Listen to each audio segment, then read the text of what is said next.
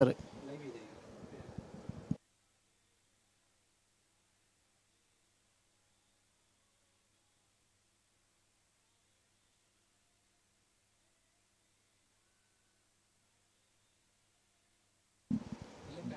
Check 1 2 3. Hello.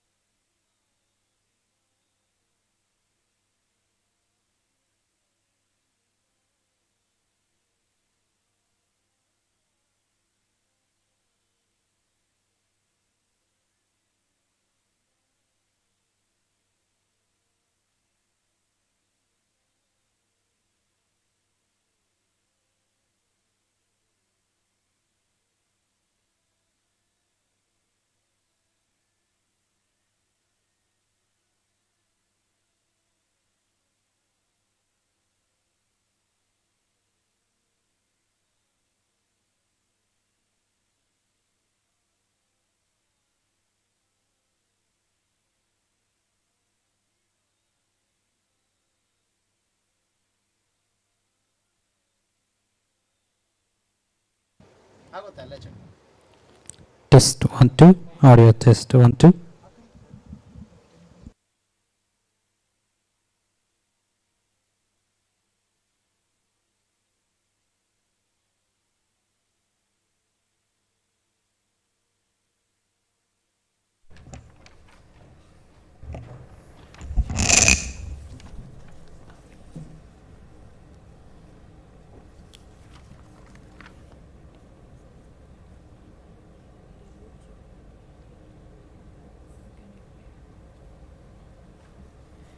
Where is the next one? Where is the next one?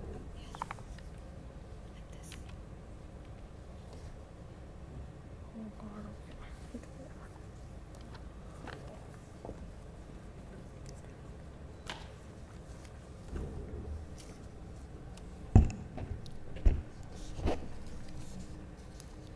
Good evening, everyone. I'm Niharika, and on behalf of the Bengaluru Science and Technology Cluster, an initiative under the aegis of the Office of Principal Scientific Advisor to the Government of India and the Bangalore Apartment Federation, I'm delighted to welcome you to the episode 6 of our public talk series on the science for sustainable urban living.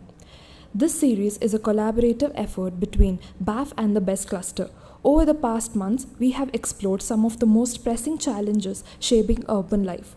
From waste management and water security to sustainable mobility, energy, and urban farming, each conversation has helped us understand how science, policy, and community action can come together to make our cities more sustainable. Bengaluru's got a new initiative to take on its biggest urban challenges. Let's see what it's all about. Ever feel the pressure of big city life? Yeah, it can be a lot, right? These challenges affect all of us. But here's the good news. Science has real answers. So, there's a new public talk series designed to help us find those solutions together. It's a team effort between the Bengaluru Science and Technology Cluster and the Bangalore Apartment Federation. The whole idea is to connect scientific experts directly with residents just like you. The goal? To improve the city's resilience, its sustainability, and, well, our quality of life. Each session is super interactive. We're talking panel discussions with plenty of time for your questions. Over 6 months, the series is going to tackle some of the city's most pressing issues. But, the conversation doesn't just stop when the event ends. That's a core belief here. That's why there's a Q&A portal online, so you can ask experts questions anytime. The process is simple. You submit a question, an expert checks it out, and the whole community learns.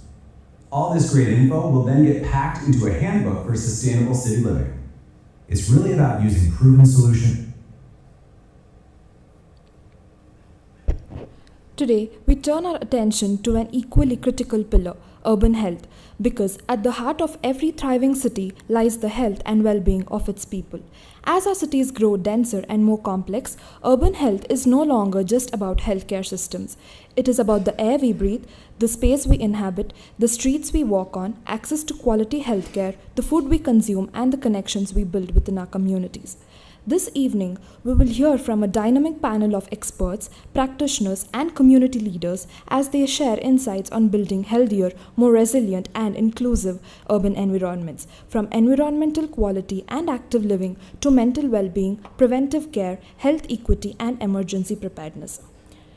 We are grateful to our partners and supporters who make this series possible. We would also like to acknowledge the continued support of the Indian Institute of Science, Socrates Foundation, Bangalore Political Action Committee, Bengaluru Post, Daily Hunt, and One India for their continued encouragement and collaboration. We are grateful to our partners and supporters who make this series possible. This episode is supported by the Bengaluru Sustainability Forum and IIM Bangalore NSR Cell, who continued encouragement strengthens this platform for meaningful dialogue and community engagement. We would also like to extend our sincere thanks to our stall partners, Godrej Living, Genex Utility, and Systec India for showcasing their work and contributing to today's conversation around healthier and more sustainable urban living. Let me quickly take you through today's agenda. We begin with registrations and exhibition from 3 o'clock to 3:30 p.m., followed by the welcome remarks from 3:30 to 3:45. Our panel discussion will take place from 3:45 p.m. to 5:15 p.m., where our speakers will share insights on urban health and healthier communities. This will be followed by flash talks from 5:15 to 6 o'clock p.m., bringing in fresh ideas and perspectives. We'll conclude with networking tea from 6 o'clock to 6:30 p.m., giving everyone a chance to connect and continue the conversation. To set the context for today's gathering, I'm pleased to invite Sri Anantharaman, CEO of the Bengaluru Science and Technology Cluster, to deliver his introductory remarks.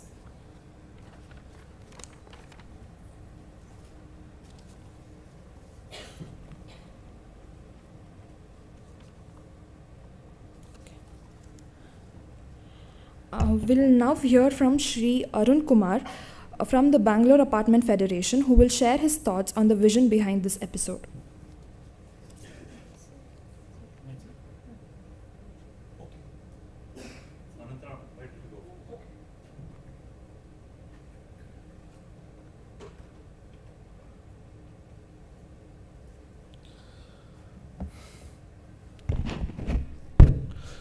Good evening and warm welcome to all of you. As we see, more citizens are coming in, but I think time is also very important. So let's start this wonderful program. Thank you very much for coming, and we know that it's not easy to reach here. So making it in time is very important. Thank you very much on behalf of both the Bengaluru Science and Technology Cluster as well as BAF.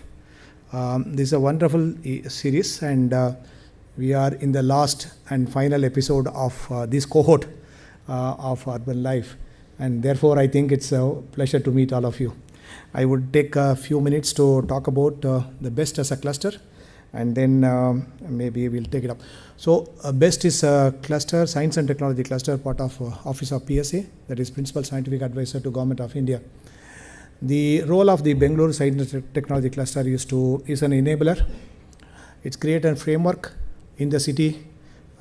This framework helps to enrich the dialogue happen between society and the science, and identify the problems which the city face, and see whether collectively we can able to solve that problem through the solution which is available within the city. And therefore we strive and take many of the problem with the city face and see whether we can able to solve. Now some of the example which we are working are health. We are talking about One Health, we are talking about digital health. I think Bangalore is also expanding. We see a future of Bangalore in next 20-30 years time. Agriculture is very important. Land area is shrinking, but the beauty of science and technology is it has a solution for the shrinkage itself. So can we increase the yield by using technology? Therefore, we are talking about precision technology as one of the area. The other thing I think you would have felt when you are coming to Banargata Road, which is mobility. we have taken mobility as one of the theme where we see whether science can able to play a different role. The good thing is world is now disturbed or changed with the advent of AI, ML and other technologies, and therefore right use of AI into mobility, we believe strongly that we can able to find some other solutions for the perennial mobility problem. So eminent scientists, industries and startups are working and see what we can do. The last one we are working is on water security. I think you will agree with me, that's one of the foremost focus area for the city. Again, the rapid urbanization and obviously generation of large wastewater provides an opportunity also. At the same time, it's a concern on how to reuse the wastewater itself.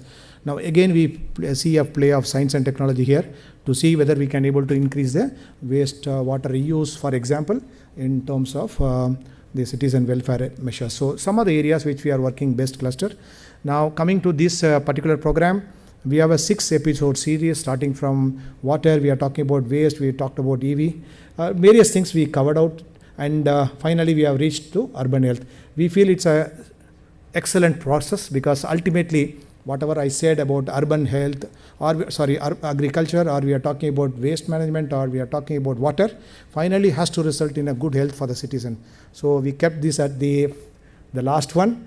And it's not the least one, but most important one. We are going to talk something which is very close to our heart, literally. So that's the today's episode, and I want to congratulate and thank all the citizens here. So we got excellent response for the last 5, and here also we are getting tremendous response from the citizen, and the participation is very good. I would also thank sincerely the BAF as an organization, and our good friends Arun is here, Satish will join, and other BAF team member. Without their very active involvement and very passionate involvement, it's not possible. So therefore, I would definitely want to thank BAF team for the excellent support which they have given. I think big round of applause for Arun is here, and Satish will join, and Arun and team is here. So I also want to thank the panel members here, and all of them I think are very eminent people. I think we will be introducing them shortly, and I would like to thank each one of them. They have come from very long distance, I can see that, but I think they have taken a lot of effort to reach here and to share some of the best thing which we can discuss about urban health. So with that as initial remarks, I would once again thank all of you for making your time to come here. And I'm sure, I think you will take back some enriched discussion topic, and you will also share your ideas to this. We are not going to make it as one-time event.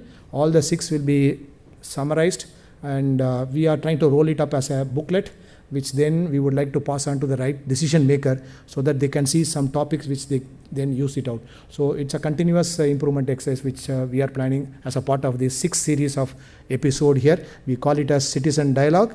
And therefore, we would like to thank all of you for coming here. Thank you very much. Wish you all the best. Thank you.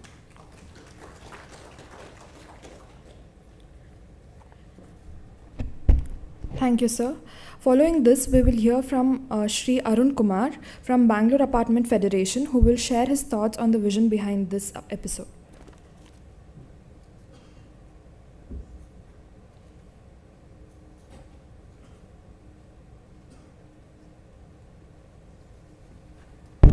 Thank you, Niharika. Oh, there is Satish.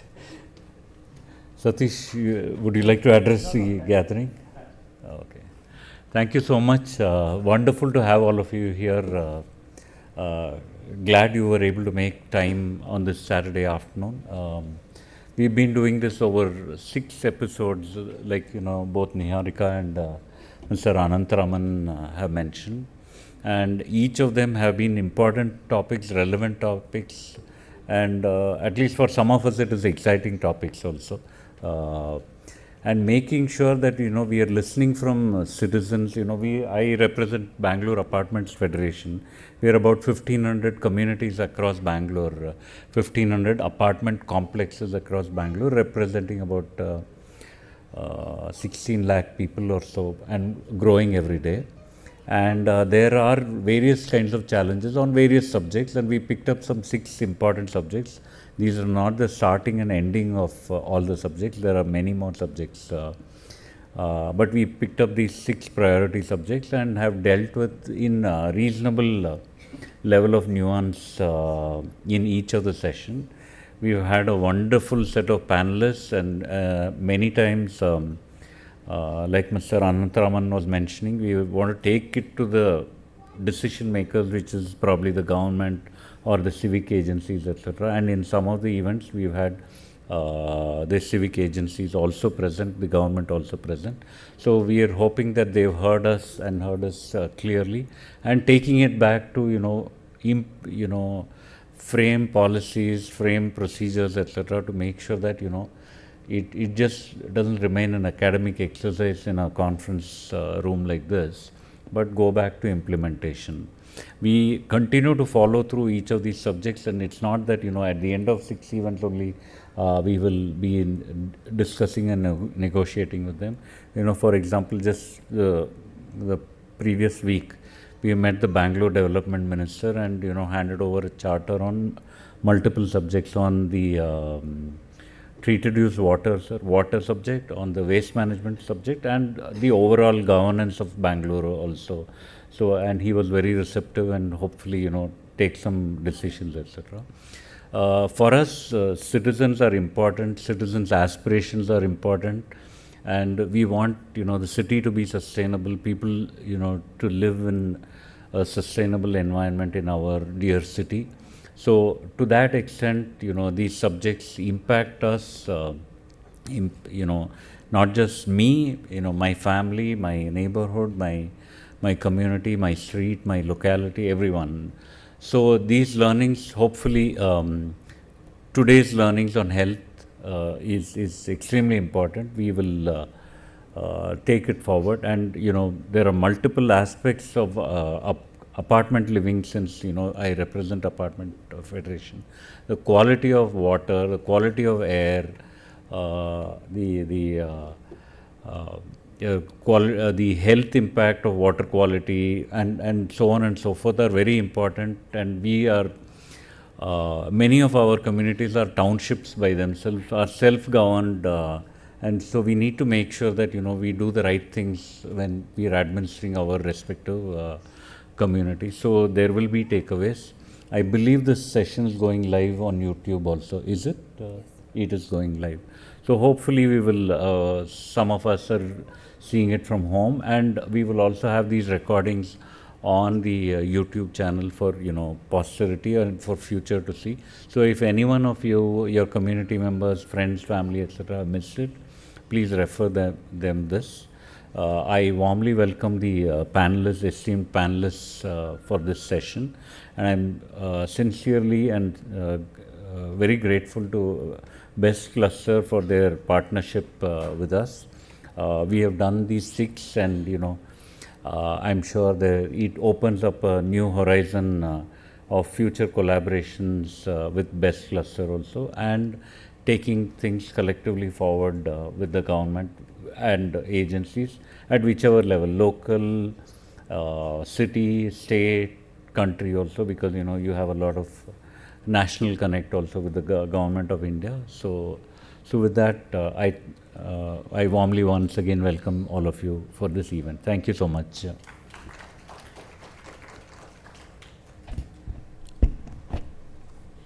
Thank you, sir. As our cities grow more denser and more complex, the conversation around urban health becomes more urgent than ever. The quality of our air, water, public spaces, mobility system, and access to quality healthcare all play a vital role in shaping how healthy and resilient our communities can be. Building healthier cities is not just about treatment, but about prevention, equity, and creating environments where everyone can thrive. To begin today's discussion, it is my pleasure to welcome Mansi from BSF Bengaluru Sustainability Forum, who helped us to put together an esteemed panel for today's panel discussion.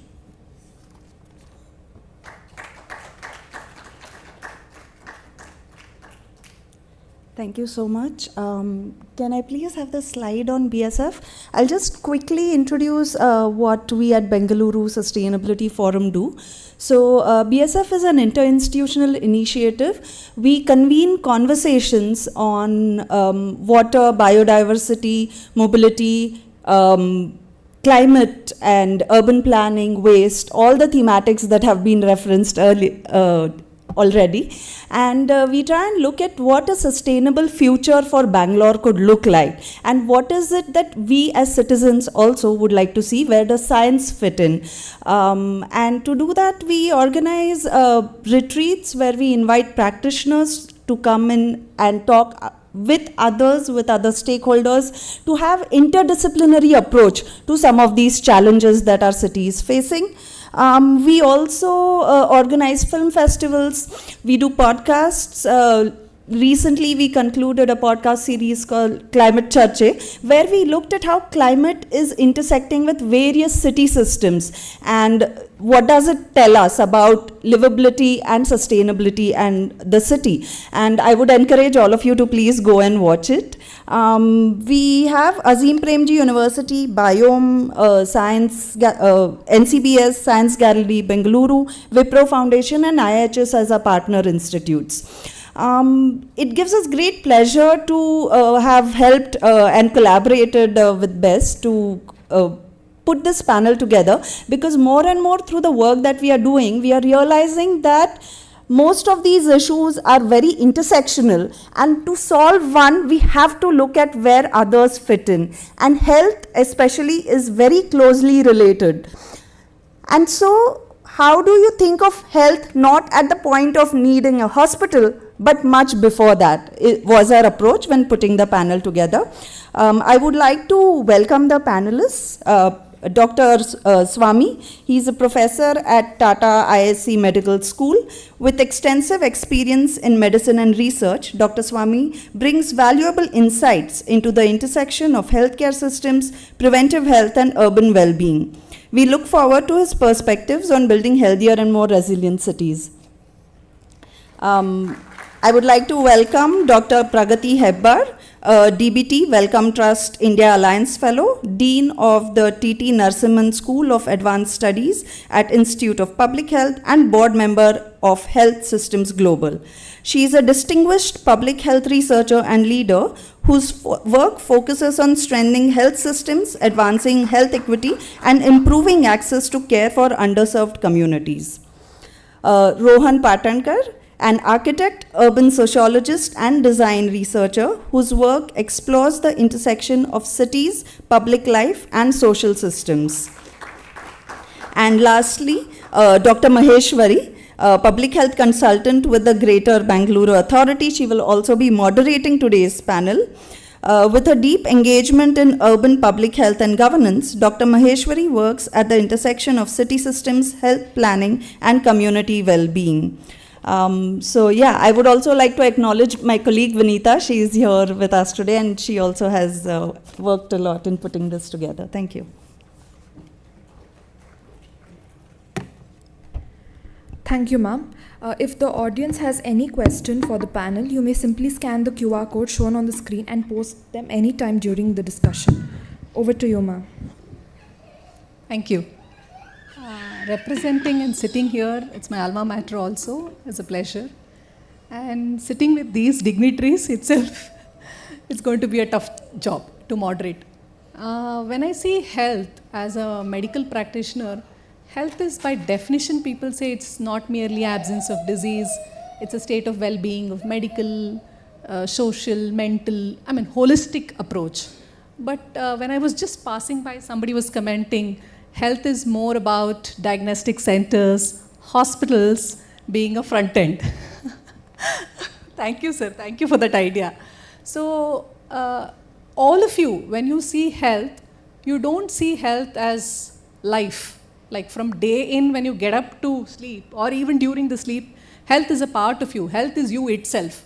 But generally, health is seen as doctor, pharmacy, and diagnostics. So now with that onset, from a person who is born, lived in Bangalore, if you see what is the biggest threat to a healthier Bangalore in a decade's time, sir, to Professor Swaminathan? Yeah, I think I'm new to Bangalore, and I'm here only last couple of years. But the biggest threat I see being new to the city also, it gives you a perspective. I lived abroad for nearly 3 decades, so I see the big difference in certain measures which can impact health. So one of the first thing I will take up is, we have lost the green space. There are a lot of concrete buildings, and there is significant amount of traffic and air pollution which people are dealing with day in and day out. And crowded apartment buildings which are sprawling in various corners of the city. So essentially what's happening is that there is a high-risk lifestyle. People are in rush all the time, traveling for hours in a taxi, getting exposed to air pollution.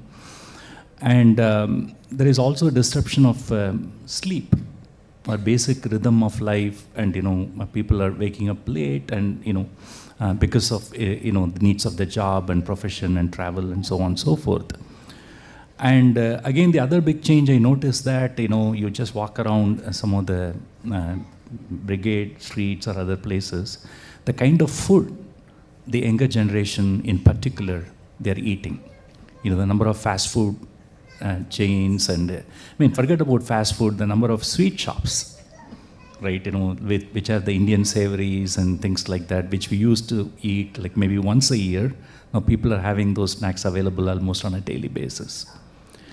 And the last thing I want to touch upon is the sedentary lifestyle, which the urban life really kind of enforces. So people are really having a lot of comfort of travel and car and all that, and so day-to-day activity is so limited.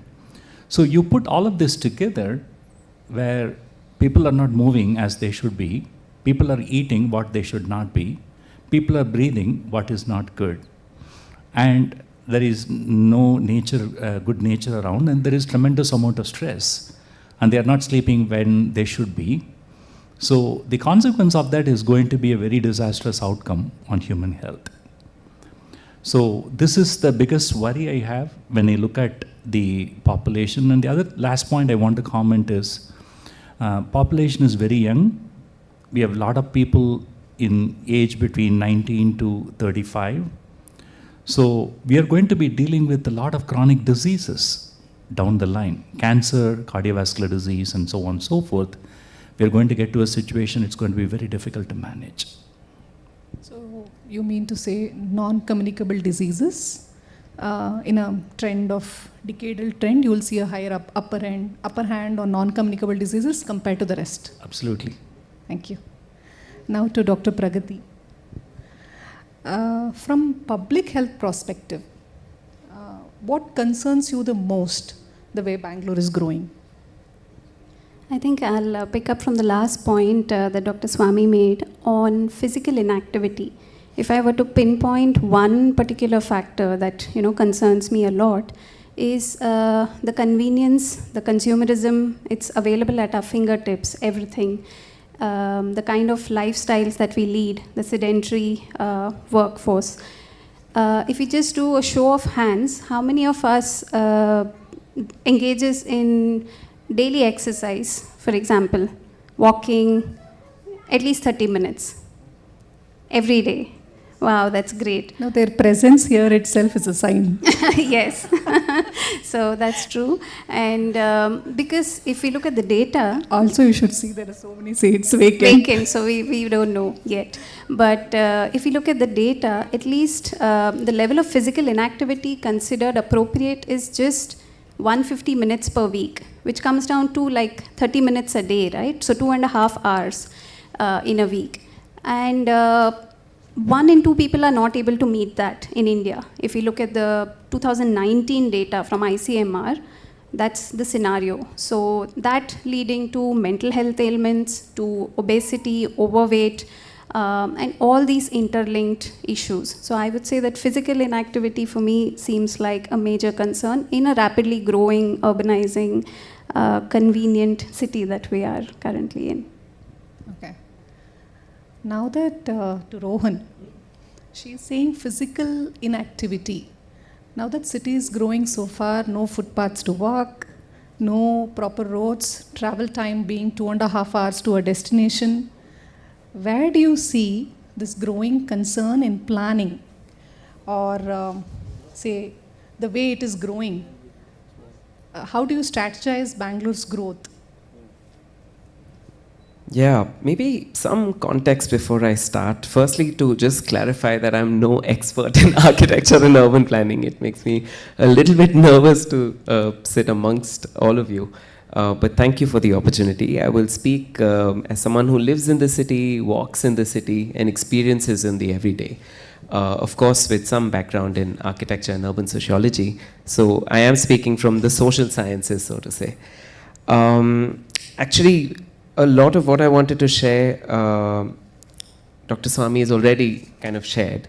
And to me, what was striking was the overarching sort of underlying thing that's happening below that, which to me is this decline in the idea of public life altogether.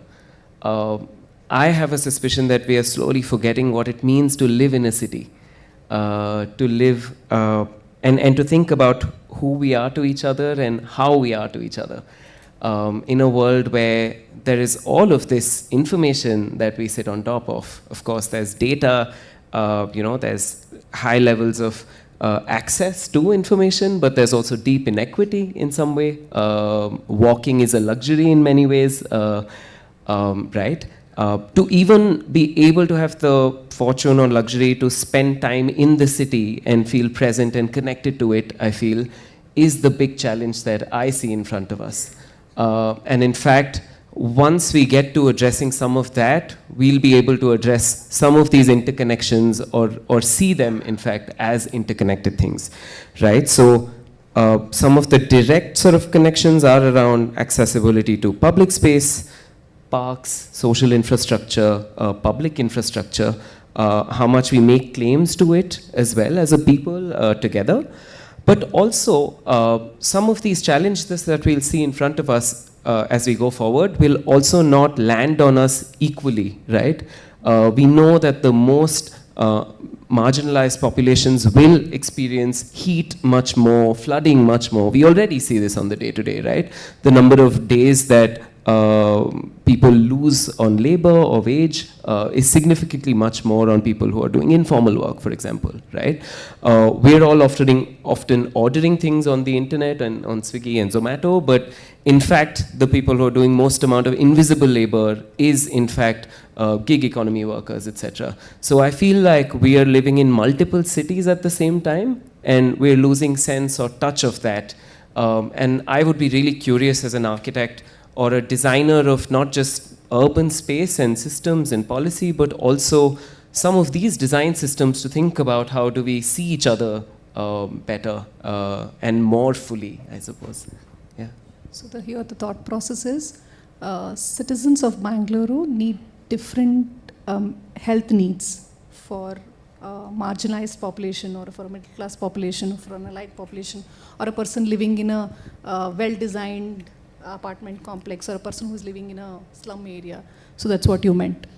Or in fact to say that in fact we need the same things for everybody. Yeah, and we need to raise the bar for what the bare minimum is. Okay. And we need to ask that for not just ourselves or people like us, but also the domestic worker, also the informal worker. Yeah. Now to Professor Swaminathan. Are we designing cities for diseases, or are we designing diseases into the cities? Yeah, actually, the way things are structured, we are setting up for the risk from diseases, right? That's the way I'll put it. And because of a variety of reasons, and one particular thing I also want to really bring up here is, the risk of, epidemic infections, for example, right? And so where there is clustering of population together, right, that we are seeing in apartments and all that, like many kind of thing. So then dengue infection or various types of other infectious outbreaks and so on and so forth. So we see that, in COVID, we saw that, right? Within the big 1,000 or 10,000 household kind of apartment buildings, we see like multiple members getting infected and so on and so forth. I think the way we are structuring this, it's kind of definitely predisposing to some of the emerging risk in the future. And of course, non-communicable disease is something we already discussed about. There are walking spaces in some big apartments, which people who are living can use. But then our streets and roads are not really walkable. That's a big issue. The way cities are planned, and in some places, like the roads are uneven. People are at risk of fall. Particularly who got a little bit older, and all those things. There is no specific pavement, that was really thought about alongside the road, for walkability and all that. So I think in a way that I would say that the way cities have been built and structured, we have not had a forethought how the cities should be to prevent either non-communicable disease or communicable disease, like an infectious disease outbreak and so on and so forth. And again, it add to that is drainage systems. We have very poor drainage systems eventually, and that again leads to breeding of various insects and vector-borne diseases and so on and so forth. I can't think of a city which is really well planned from a citizen health perspective that I can refer to in India. I think the planning committee doesn't have a medical or a public health expert in it. It's always an engineer who is planning or a geography person who is planning the city. Now over to Dr. Pragati. Now that you have seen public health data or population data, do you see any concerning data changes for a particular disease or a disease pattern due to this urban health changes? Definitely. I think if we see, like in public health, it's about populations. It's not individual data that we look at, but something as a whole. And what we see is that trends or epidemiological trends of how diseases come and go. So several decades back, it was largely infectious diseases, women dying during childbirth, maternal health issues, child health issues, etc. But over the past 2 to 3 decades, it has shifted very much towards non-communicable diseases. And that's why most of our conversation today is circling around that. So just the deaths by non-communicable diseases from, say, 1990 to 2023 has close to doubled. So about 37% of deaths to now 66% of deaths can be linked to non-communicable diseases. So it is definitely a shift in pattern, and a lot of factors, like we've been discussing, are related to urbanization or the rapid change in our own lifestyles, how each of us is experiencing it. This is to Professor Swaminathan. Now that you have a global experience of working in different universities, do you think non-communicable diseases are just categorized as personal lifestyle disorders, or is it oversimplified, or do you see a pattern? Right. I think there is a pattern, and in fact, there is a particular concept called exposome, where you have a interaction of multiple exposures coming together. See, for example, if you are an Asian or an Indian, you have a genetic predisposition to metabolic diseases like diabetes and all that, because how our genes are made up. Then on the top, if you start adapting a very sedentary lifestyle, then you start having obesity, particularly abdominal visceral obesity, which increases the risk of diabetes. Now the lifestyle factor is the second exposure. Now the third exposure in this context, now you add like living in urban kind of a thing, where let's say that a person with this type of a risk, right, is having a very stressful job. He doesn't sleep at night, and he has to wake up and then he sleeps during the day. There is a breakdown in circadian rhythm, right? So he is awake when he is to sleep, when he is sleeping when he is to be awake, so on. It disrupts the endocrine balance in the body, and it increases the stress hormone levels like cortisol and other things, which kind of goes up. So now that's the third thing that kind of comes in. I'm just giving you a scenario. And now this person has a family history of heart disease, right? That's a pre-existing factor. Now he travels and in a car and with a heavy exposure to air pollution. Let's say that he has to travel an hour and a half on the traffic with air pollution. Just that exposure, the particulate matter and all that, it triggers inflammation in his body. Within that 1 hour, his C-reactive protein, all these inflammatory markers, they shoot up. And his platelets become prone to clotting. So that's where there is a study in New England Journal of Medicine where they actually showed that, exposure to traffic really substantially increases the risk of cardiovascular events like heart attacks and so on and so forth. So now you combine all of this together, and then he is eating straight going and then having a couple of pizzas. That's his lunch. Okay? And bottle of Coke. You put all of that together, now his metabolism is deranged, he is inflamed, his platelets are active, he's got a genetic risk and family history, all that. Now we hear a 42-year-old gentleman working in a software industry had a sudden cardiac event and he died. And we see that all in the media. And so this is the story that is happening in our society. So this is what is called as exposome. There are multiple things that kind of come together and they act on the same pathways which converge. And that convergence really goes and hits some of the parts of the body, like, for example, blood vessels are the most important thing. It increases risk of heart attacks and strokes as the most important thing. Again, increases risk of diabetes and other things. This is to Rohan. I just want to know if unhealthy environmental living made normalized. Do you think unhealthy environment, which doesn't stimulate you for a healthy lifestyle, is normalized because of land scarcity or poor planning? Yeah, absolutely. I think, I'd in fact like to continue on Dr. Swami's example of how it appears that urban planning is in fact at the heart of what shapes some of this behavior ultimately. Let's take the example of this person who probably lives in Whitefield, goes to Bengaluru and travels, 1.5 hours by car, which is why it's so stressful. There is no time to go shop.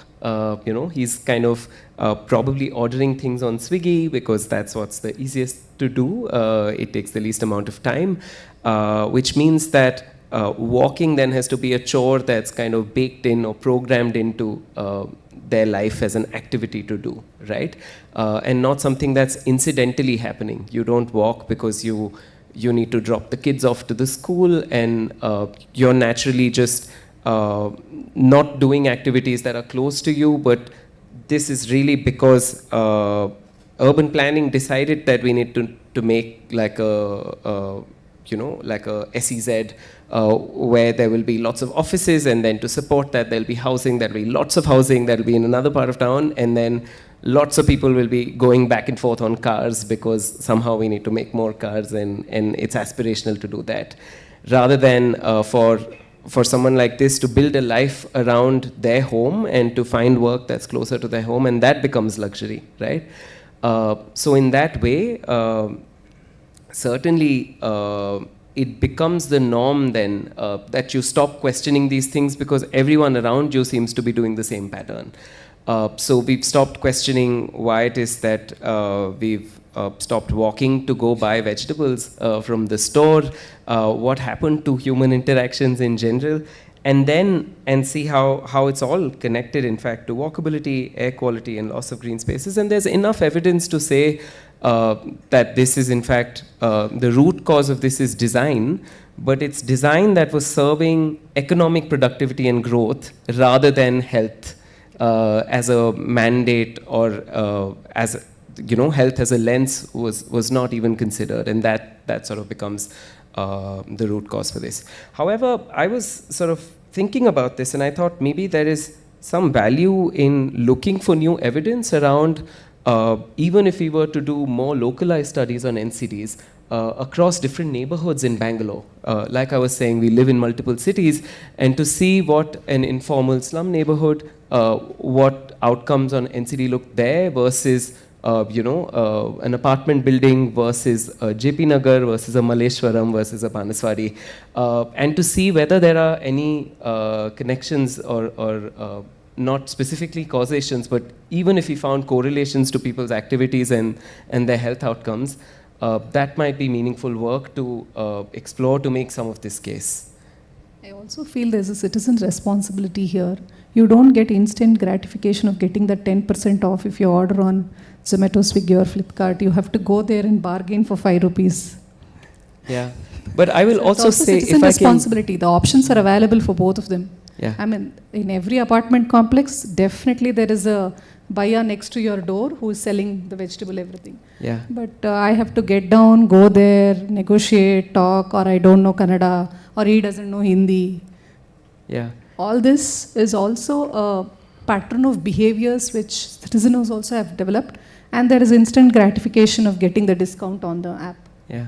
If I could respond to that quickly. Yeah, please. So I happen to live in this neighborhood called Coxtown. I go to work in a studio in Cooktown, which is on the other side of this railway line, okay? So what I do is I get out of my house, I have to walk through this market, I cross this under the flyover, and then I take this railway crossing, sort of a foot-over bridge on top of these railway tracks, and I cross and move over to Cooktown. One day I asked my friend, who happened to be a woman, to join me on this walk as we went to work. And at the end of that walk, I was asking her how it was for her and whether she would do this every day, because I have, been doing this every day and it's completely normal to me. And she turned to me and said, that is absolutely not an idea that I would pursue, because what you didn't notice was that actually there were lots of men hanging out in that corner that looked a little bit shady. There were several stretches in the walk that were not really lit. At several moments, I wouldn't have considered doing this if you were not next to me, And so it also is brought to my attention that actually our experience of navigating the city is completely different based on who we are as people. So particularly the elderly, the children, people that are not cis-het male, have completely different experiences of the city and navigating it, and often we overlook that. And yeah, maybe the goal is to make cities that are safer in urban environments, so not just working on the physical infrastructure, but also some of these other critical sort of aspects that end up making us make the choice of ordering from the apps. Okay. Yeah. So this is to Dr. Pragati. Do you see prevention is getting enough attention? Coming from a public health space, I think that's like a perennial pain point. If prevention had got a lot of attention, I don't think we would have been sitting here and discussing quite a few of these, long-term issues. I mean, just for example, things like in the larger basket of non-communicable diseases, an issue like oral health, how many people, consider it as a priority? And if that gets integrated to something like the primary health care, so many diseases, including systemic diseases, non-communicable diseases, can be identified, screened much earlier. So if we were serious on prevention, I think a lot of these trends that we are seeing today could have been avoided. Non-communicable diseases, for example, the kind of toll that it's taking, and more so on women. So there is a gendered lens even as per the data. If we look at the prevalence of non-communicable diseases, is much higher in women across urban as well as rural spaces. So energies including funding and making it something that people would want to engage and do, rather than it being seen as something separate. If that gets integrated into the entire continuum, there are chances that we can avert a lot of the grim picture that some of us have discussed of 2035. Thank you. Sir, in your previous discussion, you mentioned about air pollution. Bangalore was once Garden City, then it became Silicon City. Now it has become food city. Next, I think it will become pollution city. So what do you think? Air pollution, do we underestimate its long-term clinical impact on health? Right. So normally when we think about air pollution, we tend to think in terms of, breathing issues and things like that. It's very common to make that connection. But and also, sorry to interrupt, Bangalore is also allergy capital of India. Yeah, right. So, but what's very important to recognize is when we are getting exposed to air pollution, it's having an impact on the entire system. So, so there are like small, tiny particles that we don't see in the air. They're called particulate matter. There are different sizes, like 0.1, 2.5, 10, depending on the size of the particle. And these particles, once you inhale in the air, they can actually cross your airway tract and epithelium and all that goes into your circulation. And some of it, they can go through the nerves on the roof of your nose straight to the brain. And these are studies that were done in Mexico, where they really showed that there is an accumulation of some of this particulate matter in certain parts of the brain. So there is a risk for cognitive health. If you have a prolonged exposure to pollution, then it's straight going to the brain. That's one thing. Second, of course, it can increase the risk of lung diseases and lung cancer.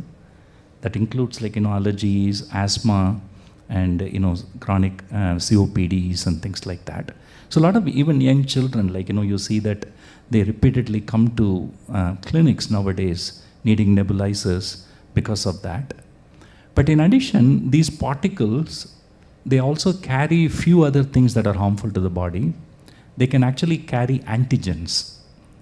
So the particles can carry antigens that increases risk of allergic diseases. And these particles can affect your immune system directly. So it makes your immune system more predisposed to allergic diseases. So it's like a double hit, right? It exposes your body to antigen and then makes your immune system react to it. So that's why the risk of allergy really, really goes up. So like that, there are a lot of consequences to the thing. But two other things which are really missed out very commonly when you think about it. Air pollution directly increases risk of cardiac and vascular diseases. So the risk of heart disease, strokes, and even vascular disease really goes up because that's what it does. The second thing is that it also affects your metabolism. So it can increase the risk of fatty liver, or now it's one of the most common reasons people are having liver failure and needing transplant and so on and so forth. Your entire metabolism, like insulin resistance, everything really, really goes up. And it can increase the risk of kidney failure. Now there is a whole effect because some of it goes to the kidney as well. So there is an internal organ effect. So there is a systemic effect of air pollution. So that we need to think about what we are getting exposed here. So air pollution, asylums, doesn't affect only respiratory system, affects us as a human body altogether. Absolutely. Immune system affecting is a new thing. Thank you, sir. To Dr. Pragati. Do you think air pollution is the new tobacco?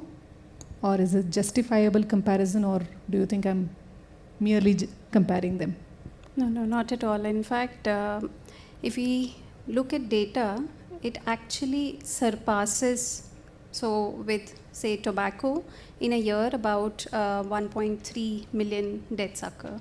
Whereas just with air pollution, the ones that are linked, it's 1.67 million. So 16.5 lakh people in India are dying because of air pollution. And the stark difference between the two is that tobacco usage is a choice that people take. So someone who wants to use it picks it up. Air pollution is not in our control, not in an individual's control, right? So you don't have a choice what kind of air you are breathing in your apartment, in your community. So that is sort of a very big issue that separates these two. So it's definitely the new tobacco, or even worse, I would say, than tobacco. Yeah. Okay. This is to Rohan. What correlation do you see in urban planning and air pollution? Yeah, I mean, there's lots, particularly like I was saying, how if neighborhoods are planned in this way that there is big neighborhoods where car driving is the only mode that's possible, it's likely that everyone who's on those roads driving those cars is also exposed to immense amounts of pollution, right? So that's the most simplistic sort of way of saying that. Increasingly, I mean, we've understood that there are ways to reduce, so the question is, how can design be used, I suppose, to solve for or address air pollution? One is whether you can solve or use design to reduce air pollution altogether, which would in fact mean things like moving industries away, or encouraging lots of people to move away from cars into public transport and creating enough last mile connections that people feel like it's more convenient to in fact take public transport than it is to drive cars.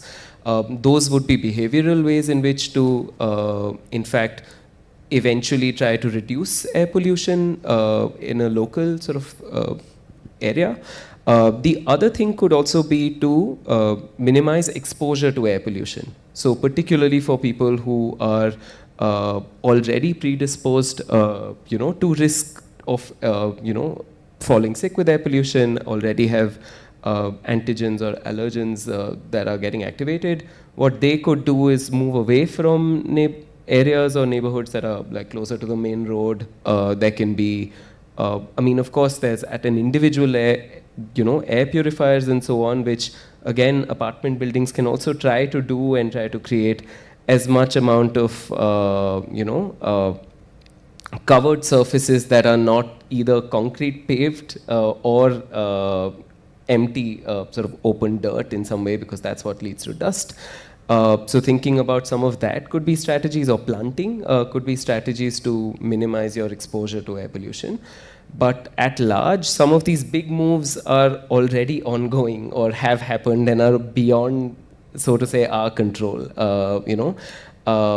The big sort of highways are getting money to be made and so on. And in that sort of conversation, it feels like citizens have very limited sort of voices.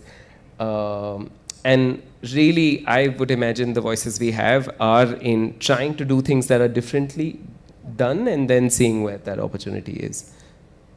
Yeah. How many of you reached here in a public transport? Would you call autos and cabs to be public transport?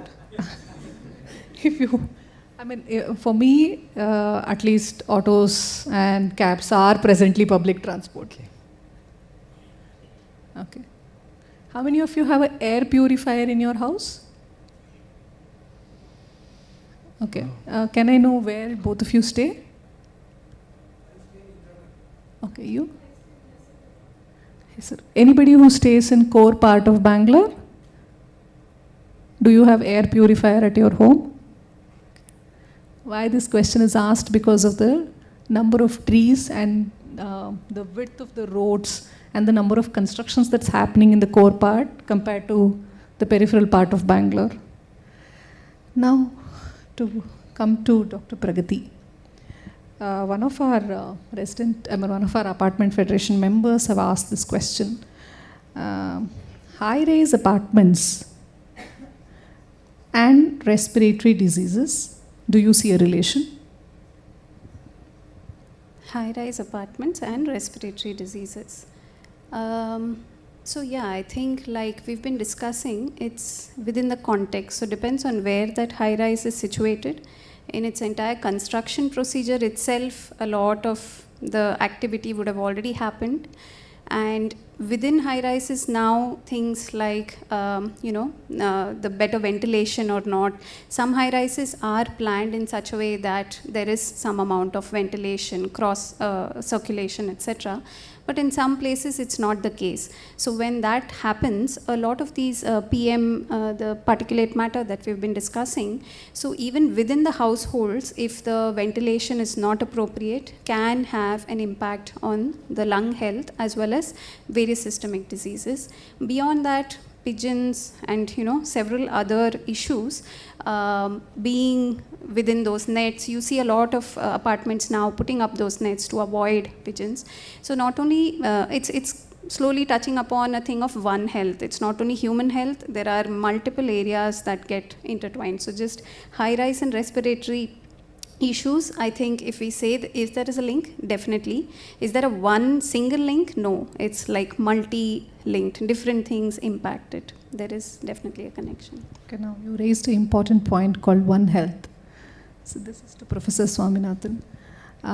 One Health, I want you to express or discuss this concept in broad, because many of us are not aware of One Health.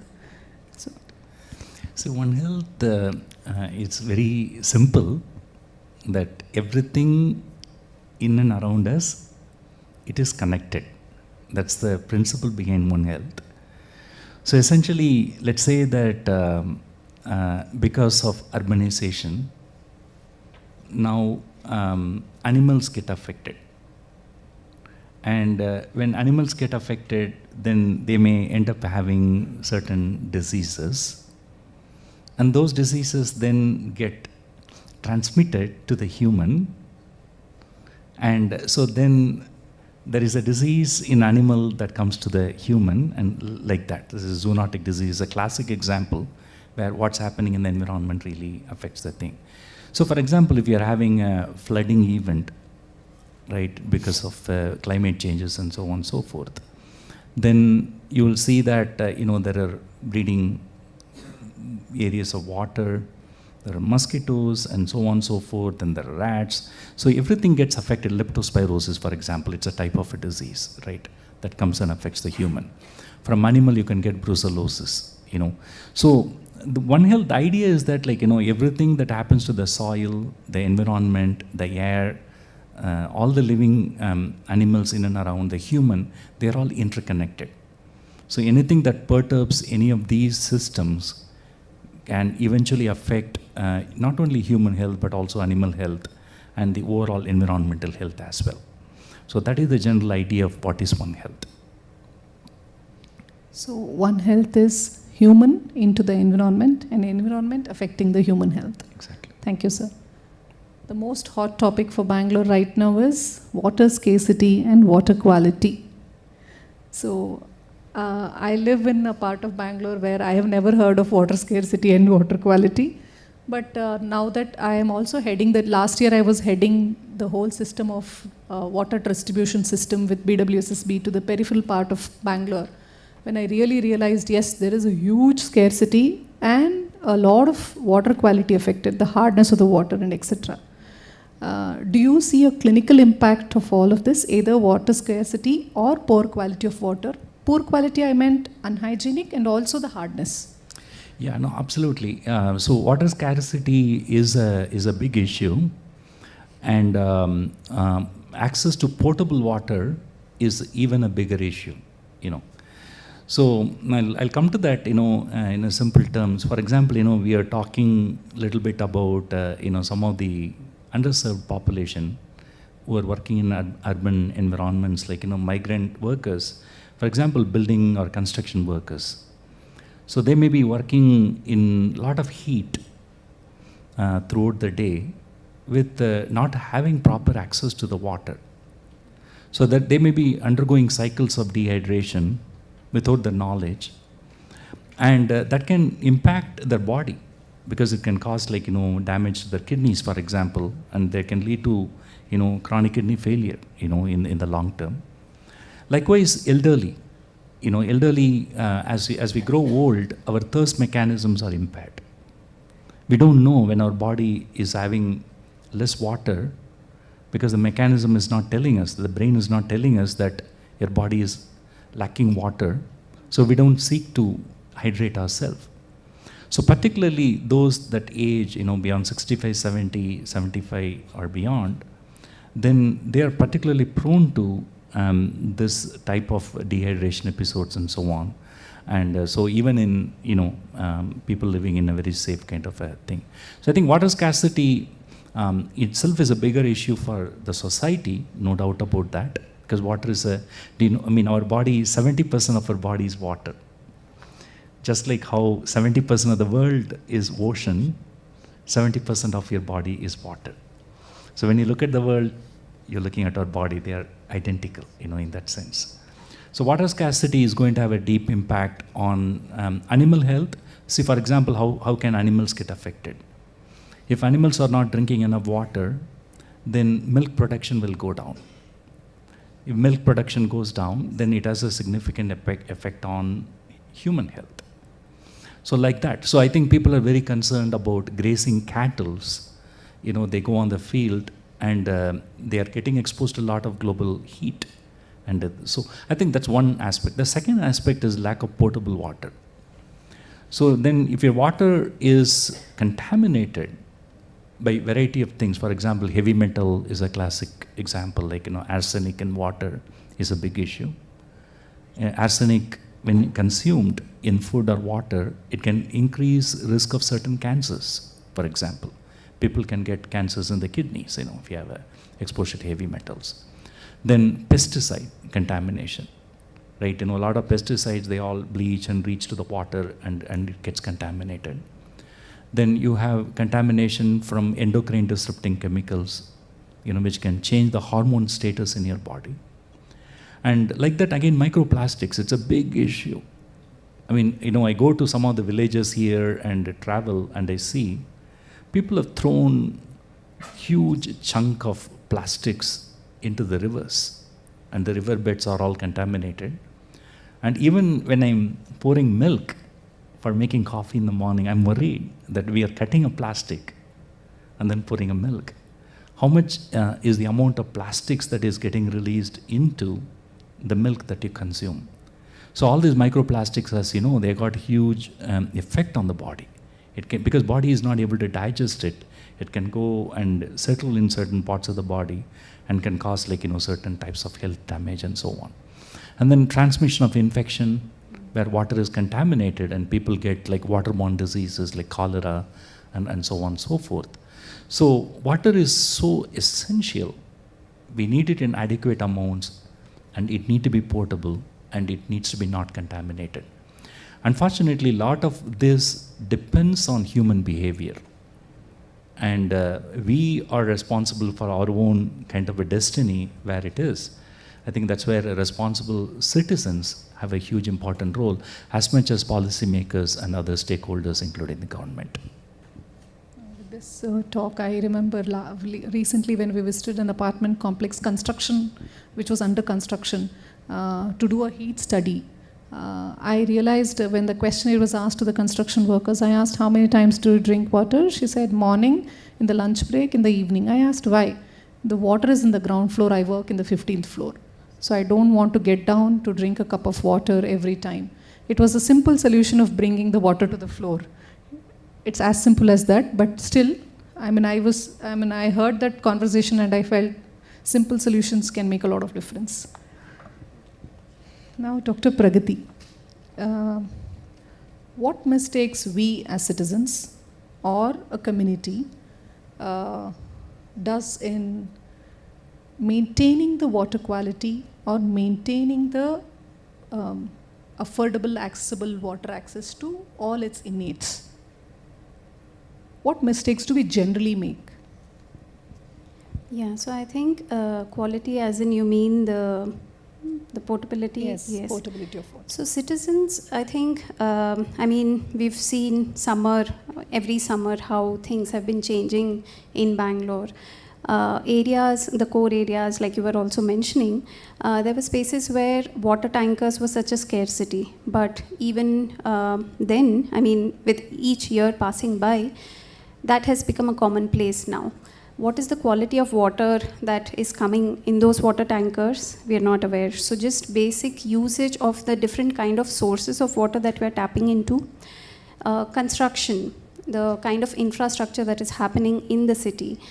Bore wells rampantly being dug, and the ground levels of the water that needs to be there is just depleting year on year. And every now and then you'll see some or the other local sort of solutions that people are trying. They're trying to see how they can make some effort at retaining or increasing the groundwater levels in Bangalore. But it is at an individual level as a citizen or within an apartment complex, say, I think it's something that they can have a little minimal impact. Rather, if it's taken from a systems view, that is when there can be a bigger impact.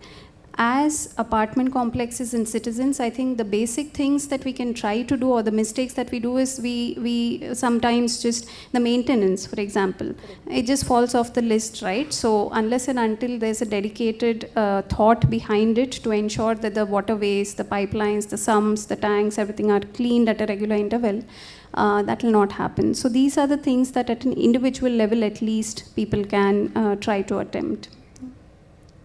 How many apartment complexes do you have a plan for AMC of what she mentioned, of cleaning the sumps? And also, how many apartments do you take the water samples for portability test? Oh, very good.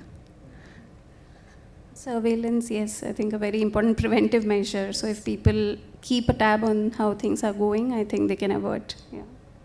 This is to Rohan. Designing water reuse as a city, where are we? Water reuse as a city. Maybe recycle, Yeah. STP, all of this. Right, yeah. I think in terms of particularly what the RAF is doing, there are lots of models that have been proven to work. There are people who are doing the work. There is grey water harvesting that's already sort of recycling that's happening and sort of minimizing what that can be and then moving that on. There's also decentralized like 𝗕𝗲𝗏 systems that also at institutional levels there are enough cases or case studies for us to look at.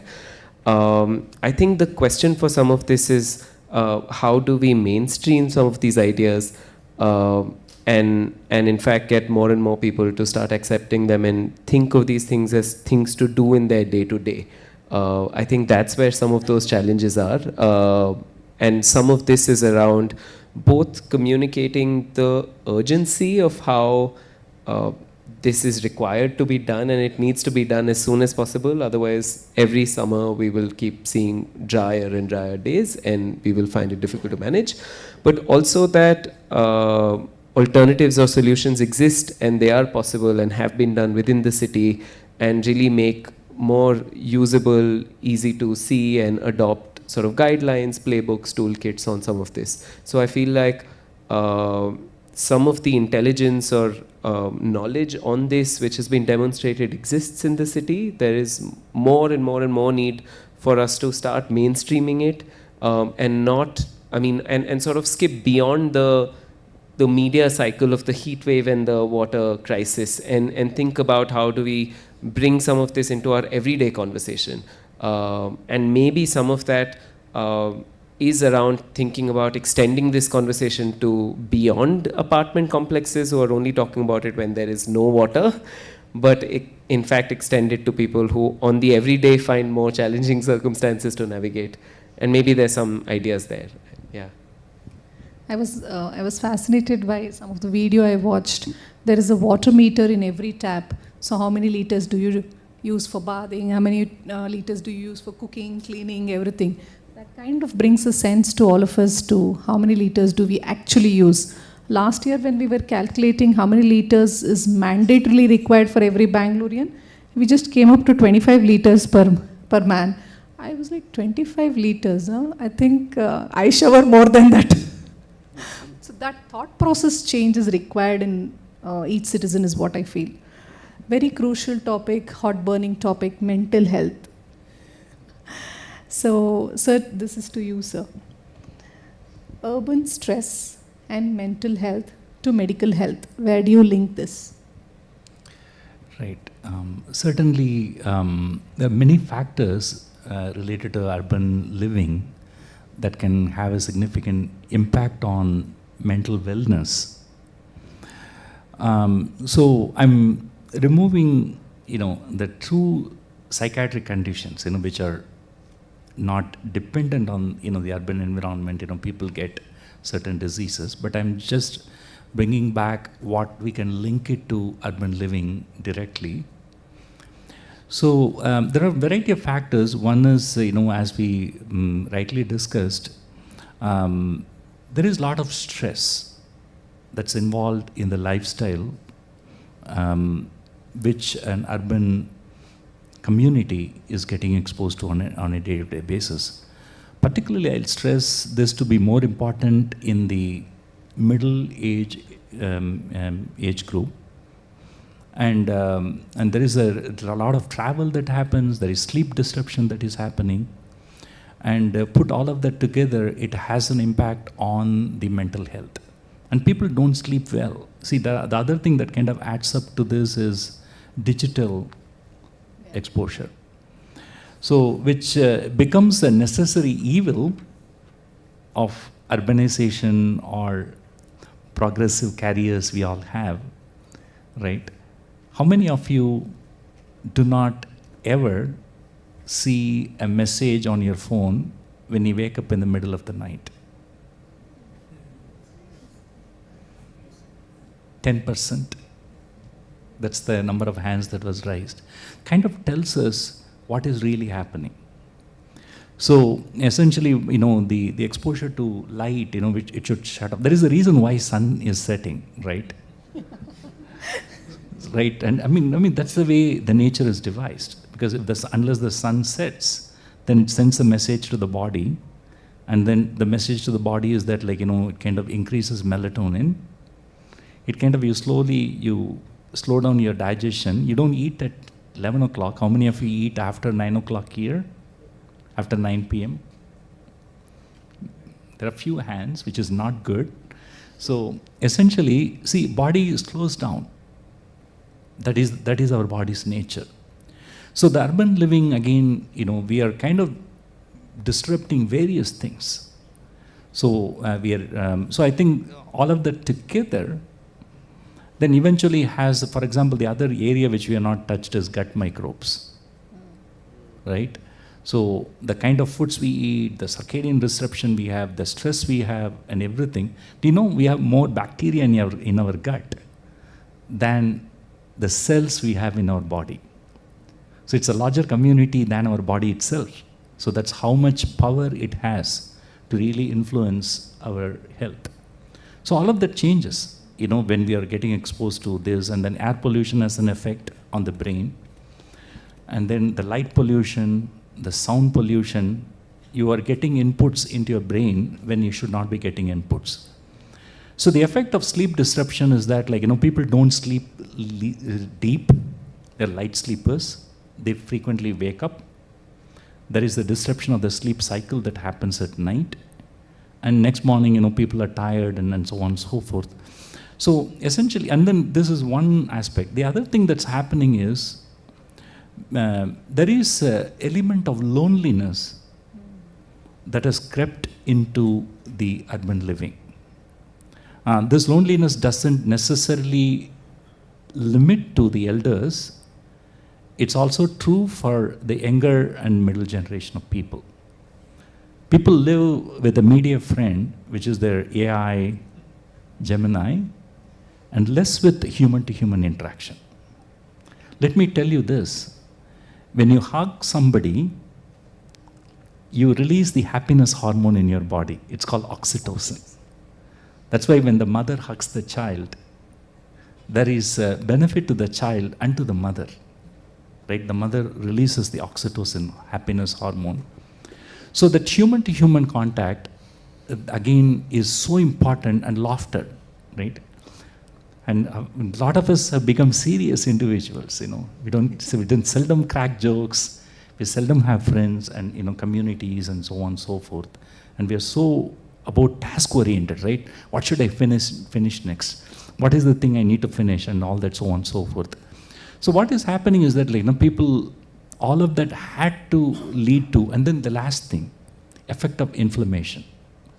So when you're inflamed, your C-reactive protein goes up, your cytokines go up in your blood, spike up because of air pollution or a variety of other things, you know, the KFC food, you know, that you consumed. It's an inflammatory food. It upsets your gut, it spikes the inflammation. Cytokines go and directly affect parts of the brain. And the parts of the brain that are affected predisposes you to a depression kind of a wave. So diet has a lot of those type of things as well. So the inflammation is a thing. So put all of this together, you see a lot of unhappy individuals. And so I think this is the impact of the urban living we are having. And we are detached from nature. Right? How many of you see the sun rise in the morning? How many of you are connected? Yeah, there are few hands. Those are like 70s and 80s that are rising hands. And how many of you are actually connected with our nature, right? Go and have a nature walk, look at a plant, and so on and so forth, because of the urban living, right? We don't even know who is staying Exactly. next to us, sir. You're asking to go for a walk. Exactly. So those are like, simple things of life we have walked away from, and all of that cumulatively has an effect on, like, how, what's happening to your brain. Thank you. That's why Bangalore used to have a lot of 𝗕𝗲𝗏𝗂𝗂 coffee center, all of this. Now we don't have. It has become a heritage point or a vintage point for us now. This is to Dr. Pragati. From public health point of view, do you think this digital well-being should become a public health policy? Definitely. I think the kind of trend that we are seeing these days, and just how he described how our lives and the way we interact with fellow humans, but also with technology, that is something that is definitely coming up. In fact, earlier the World Health Organization had the 4x4 framework for non-communicable diseases, which was diabetes, cancers, hypertension, and risk factors like tobacco, alcohol, etc. And to that now, mental health as well as air pollution both have gotten included to make it 5x5. So the digital well-being linked to mental health is definitely a space that needs a lot of attention in the coming years. Just the common mental disorders that we are seeing, the kind of prevalence within society, and a lot of it is also underreported because of stigma, because of just not even either identifying it or accepting it, that they are stuck in that digital loop. How many people we see losing lives just for making some content, creating content. Just this content creation has become such a big issue right now. So digital well-being definitely something on the cards for public health to look into. It's as easy as today I have a fever, I take off, go to a doctor. So today I'm not feeling well. The same way today I feel lonely, so I meet a counselor. And I think in my daughter's school there's something called No Bag Day. I think in the adult age you should have a No Phone Day. Definitely, many people do practice that sort of a digital detox. Yeah. And in fact, when you were mentioning how in Bangalore, 𝗕𝗲𝗏, sort of coming together at our institute, we have something called as 𝗕𝗲𝗏𝗏, okay, where we, once in a month, sit and take up topics which are not technical or so, but rather the software or soft skills of public health. How many of you know that the phone setting itself has a digital well-being settings? Okay. It's inbuilt, just that you have to switch it on. Yeah, can I just add something? Yeah, please. In design parlance, the 𝗕𝗏𝗏 is a third space, which is not work or home, where you can meet people for non-transactional purposes, right? It's also something that we assumed happened when we grew up, when you would run into people, at the sports complex, at the temple, on the street, by the shopping cart, like etc. And more, it's this kind of incidental encounter that's completely sort of reduced, and then so our lives have become more programmed. And of course, many more young people also feel the need to over-program it and then make appointments with everyone to catch up and so on. But at the same time, there's so many of us who are also feeling completely overburdened by work and are just about making ends meet and don't, in fact, find places also of rest and of leisure. So I would also say increasingly there's also a need to sort of acknowledge that and address that, especially with populations that may not easily find spaces for this. People with disabilities who do not have the ability to move out of their homes and socialize with people. Women often in low-income communities who don't have opportunities or the agencies to step out of home, and consequently face isolation, right? Like specific populations that get left behind and consequently isolated. And I mean, there's of course some artistic and creative work that has happened in the city that starts to address this. That also, in fact, makes the link that in fact, while we all need to show up in public space as anonymous strangers that live together, there is also great value in meeting people like ourselves. So it's really valuable for parents of a child with autism, for example, to meet other parents who have children who have autism, just to find spaces that work for them as a subcategory of people, because they understand their own needs quite specifically.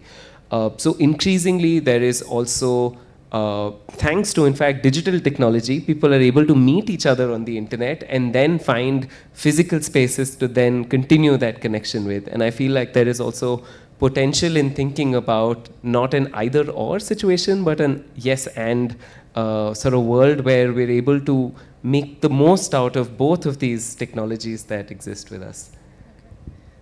To me, I think the digital media the social media has more platforms than the physical media here.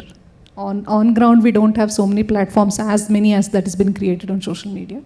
And as a city, I personally feel disabled friendliness is not thought so strongly for Bengaluru as a per se, compared to other metropolitan cities of India.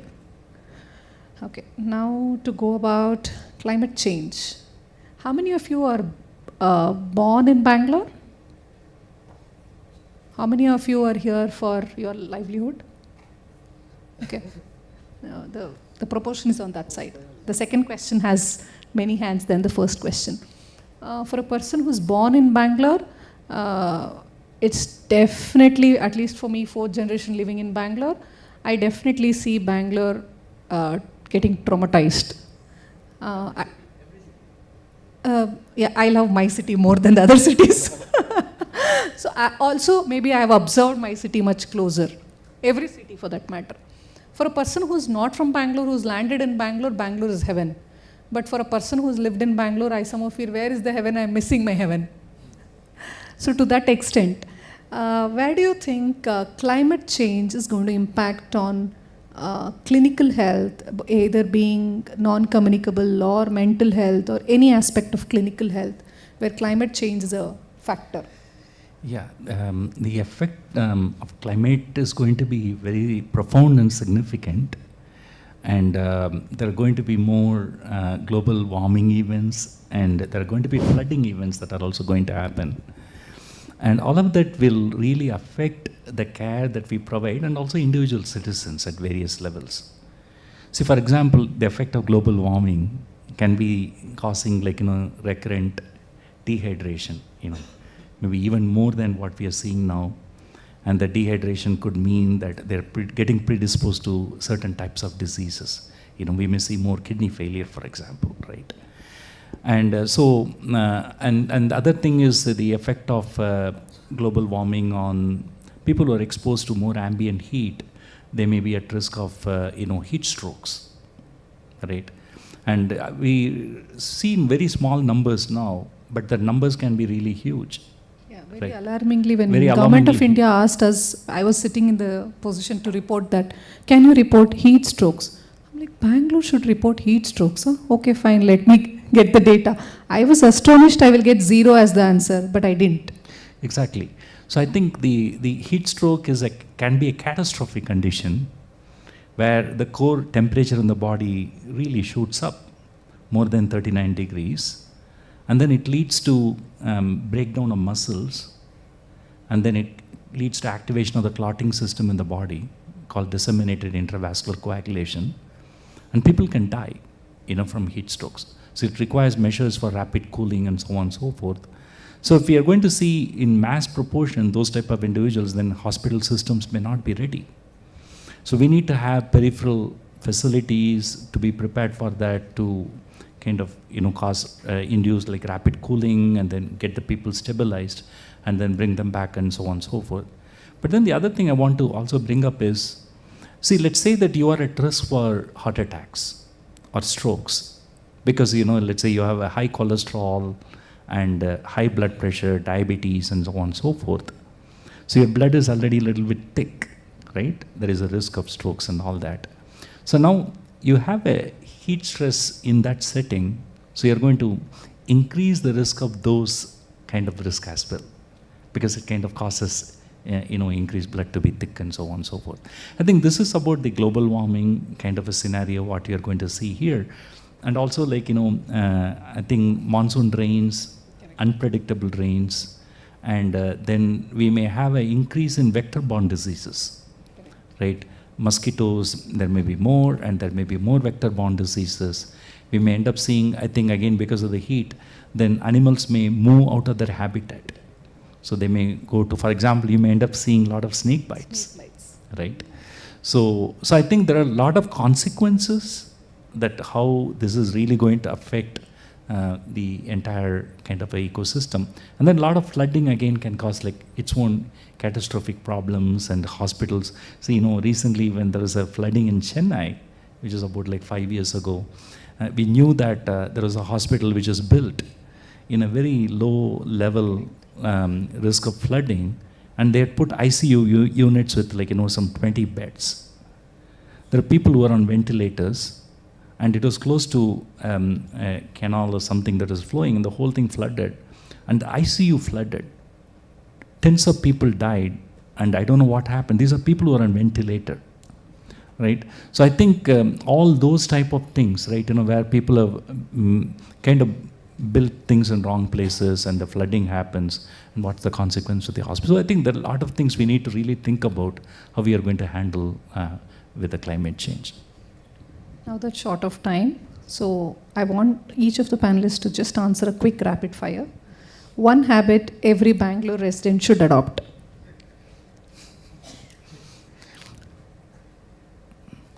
I'll say 2, 3. No, only one. Time short. It's the topmost. Okay. I think topmost is physical activity. Okay. Dr. Pragati?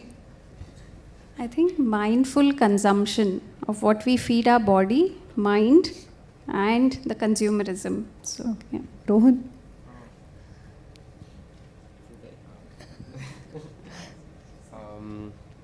I would say go out for a walk every day. Okay. Yes, sir. Conscious breathing. Very good. Okay. Now, again, one more question. One myth about urban health. We can start from sir. One myth about urban health.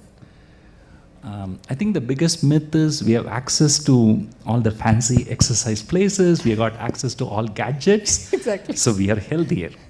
It's not true. True. Okay. Dr. Pragati? Another thing is that we think that, okay, I mean, the other counter side is that urban areas have different stressors, but rural health is also catching up. So the NCD shift that we are seeing is very quickly picking up in rural health as well with a rapid urbanization. Next to Rohan. Myth about urban health.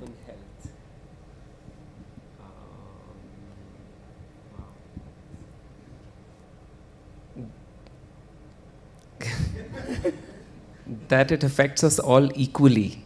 Okay. It doesn't land on us. We experience it differently from each other in our own unique ways. Unhealthy state is equitable. Health is not, so at least unhealth is. Okay, just one advice for apartment association to maintain their health. As an association, what do you say? Immediately, there's one thing that you need to follow. Since we already spoke about walking and everything, rather I would say is that I think focusing on periodic events in your own communities to re-emphasize these ideas, right, about healthy eating and loneliness and so on. So all that, this is reinforcement is so important to take the essence of this meeting back to the community. Dr. Pragati? I think it would be collective action, and many apartment complexes have shown various models of composting, of waste management, of community gatherings. So collective action guided by care. So if you care for yourself and each other, I think that would be the best. For me, it would be to think beyond the boundary walls of the residential complex, to bring along people that work for you, care for you, do things in your homes that make them run, that make your lives run.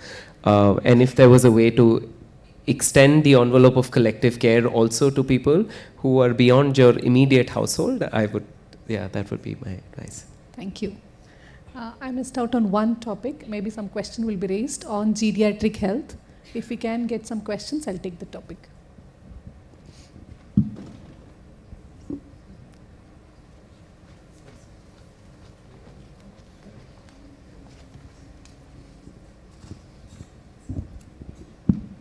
Good evening, panelists. It's a wonderful panel discussion. My question is mostly when we talk about this traffic congestion problem in Bangalore,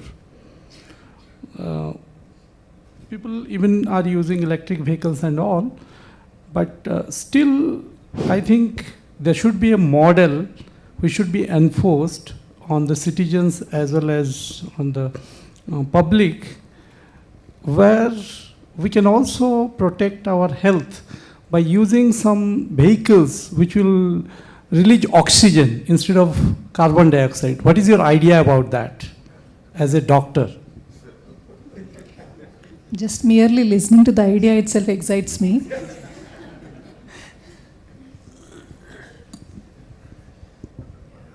Not thought about it, but yeah, I think, see, a lot of other things that happens in pollution, it's not the lack of oxygen that causes the problem. It's exposure to nitric oxide, exposure to sulfur dioxide, carbon monoxide, like so many other things where the exposure is an issue, rather than lack of oxygen, which is the problem. So the way I see it is that the issue is like more holistic. We need to think about, I agree, we need to think about what are the solutions here, right? How can we protect the citizens? Can I also respond? Yeah. I suppose if we could design traveling nurseries, like plant nurseries that we could power by cycle. So if you could go to work on a bicycle with a plant behind you, you could be walking or going to work, but also generating oxygen along the way. I'm not simply taking my cycle or walking only. You're asking me to carry something else. But I like the word enforce in your statement. So, yeah. Yeah, actually, thinking more on that, I think more electric vehicles that are going to come, right? And I think that's one important thing. And also like construction activities. I mean, for example, if we take Delhi, construction activities in Delhi is a huge source of pollution there. I mean, Delhi has become unlivable. You go there and you stay there for a week or 10 days, you come back sick. That's how bad the air is. So I think all of that is also contributing, and we need to think about whether there could be a green construction that happens, right? So I think there is innovation that is required beyond health to really, when you think about how do we bring the whole environment really better. I'll give you an example, not that, this is the best example I can give. People quote what China did in the last, 10, 20 years to bring the pollution level down in Beijing. If that can be done in Beijing, I'm 100% sure it can be done in India. It's just that we need to put thought into it in a way that, their air quality, I hear, it's like 50 or less, right? Here we are living with, in Delhi, sometimes 600, 700 air quality index or more than that. So I think there is something that can be done, and where multiple stakeholders have to come together to make this happen. Of course, planting more, plants are very, very important along with everything else that we do.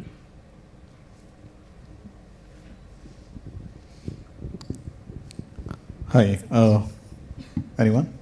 May I? Yes. I'm Srini, and I represent one of the community called 𝗕𝗲𝗿𝗂, which is Global Community of Industry Experts. In our space in Sarjapur, in a small apartment, we do urban health kind of an activities through an event where it can be a sing-along or something, a fun, and let kids as well as elder people get to know about it. If we really want to expand that, what kind of support that we can get from the forum that is available here? Do you want to respond? Yeah, I think, it's an excellent initiative bringing together children who will be taking up these issues in the coming years, as well as the wisdom, past lived experiences from others, bringing them out of loneliness, sitting, with their digital this. So if there are sort of many organizations who partnered to bring something like this together, I'm sure several such institutes would be interested in taking that up and translating it into other spaces as well. Could be educational spaces, workplaces, communities, apartments. So yeah, I think it's a great initiative. Maybe it might need to be sort of one-on-one contacts with a few people, and once that's picked up, media is a great place. So if social media or otherwise, if it gets picked up, then it can get into a branded communication series or something. Thank you. For that, I also want to add on. You can use your apartment spaces as a micro-fitness spot, and you can also use your apartment spaces and plan some senior activities like farm to plate within your apartment complex. Grow your own food, maybe if not everything, at least potatoes. Or tomatoes, if potatoes are not healthy. I have a question. Dr. Maheshwari, you mentioned about geriatric health, right? For elder parents, right, who have diseases around dementia, right? Is there any framework available or any system available for the society to really help those parents get back to their homes if they get lost? I'm asking this as a son whose father has dementia and is kind of walks out and gets lost sometimes. It is a challenge, and as a citizen of the city, I don't think there is any place where we are coming together to create a awareness around this challenge. And more and more, my colleagues also, I see more and more people saying their parents are getting impacted with dementia because of the challenges that you mentioned, sir. Right? I mean, the social stress, loneliness, So, is there something that can be done by the Apartment Federation or the Best Cluster to come with a solution which creates awareness across the city that we need to be socially aware of this and be mindful of it and help our aging parents to get back home safe? Framework wise, yes, there is a framework that's called as National Program for Elderly. If you can put it on, framework is already there. But implementation is an issue here because it's not as important as TB or polio for us right now. So maybe 10 years down the train, when it is the framework is already there, implementation strategy is there, it's not implemented because the need is not felt. So once that is there, then it will get implemented. But I have seen many NGOs working on training young individuals as geriatric help, or even educating children in the school that what all you need to be aware of having an elderly at home or elderly at the community. And if you've seen 25, 30 years before, even then dementia was there. If it was a village background, everybody would have known him. Okay, this person is this person's father, his name is this, he lives here. And even if he's at least 15 kilometers away and finds in some taluka headquarters, they'll find him and get him to the village. That kind of social awareness is required. Actually, I think it's a very important person. So it actually personally happened to me. My father, he had a brain issue and all that. We're living in the US. So he got lost, okay? And he walked without shoes.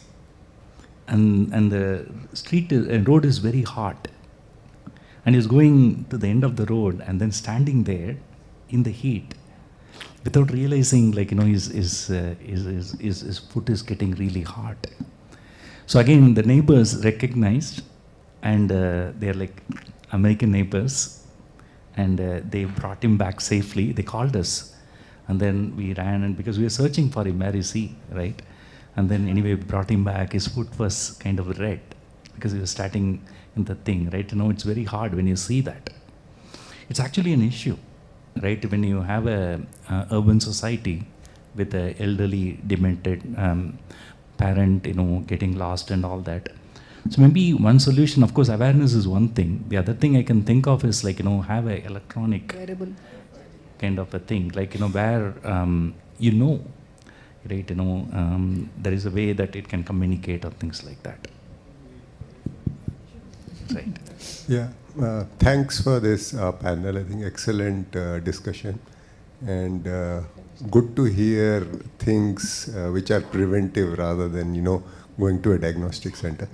I think my question is with respect to children.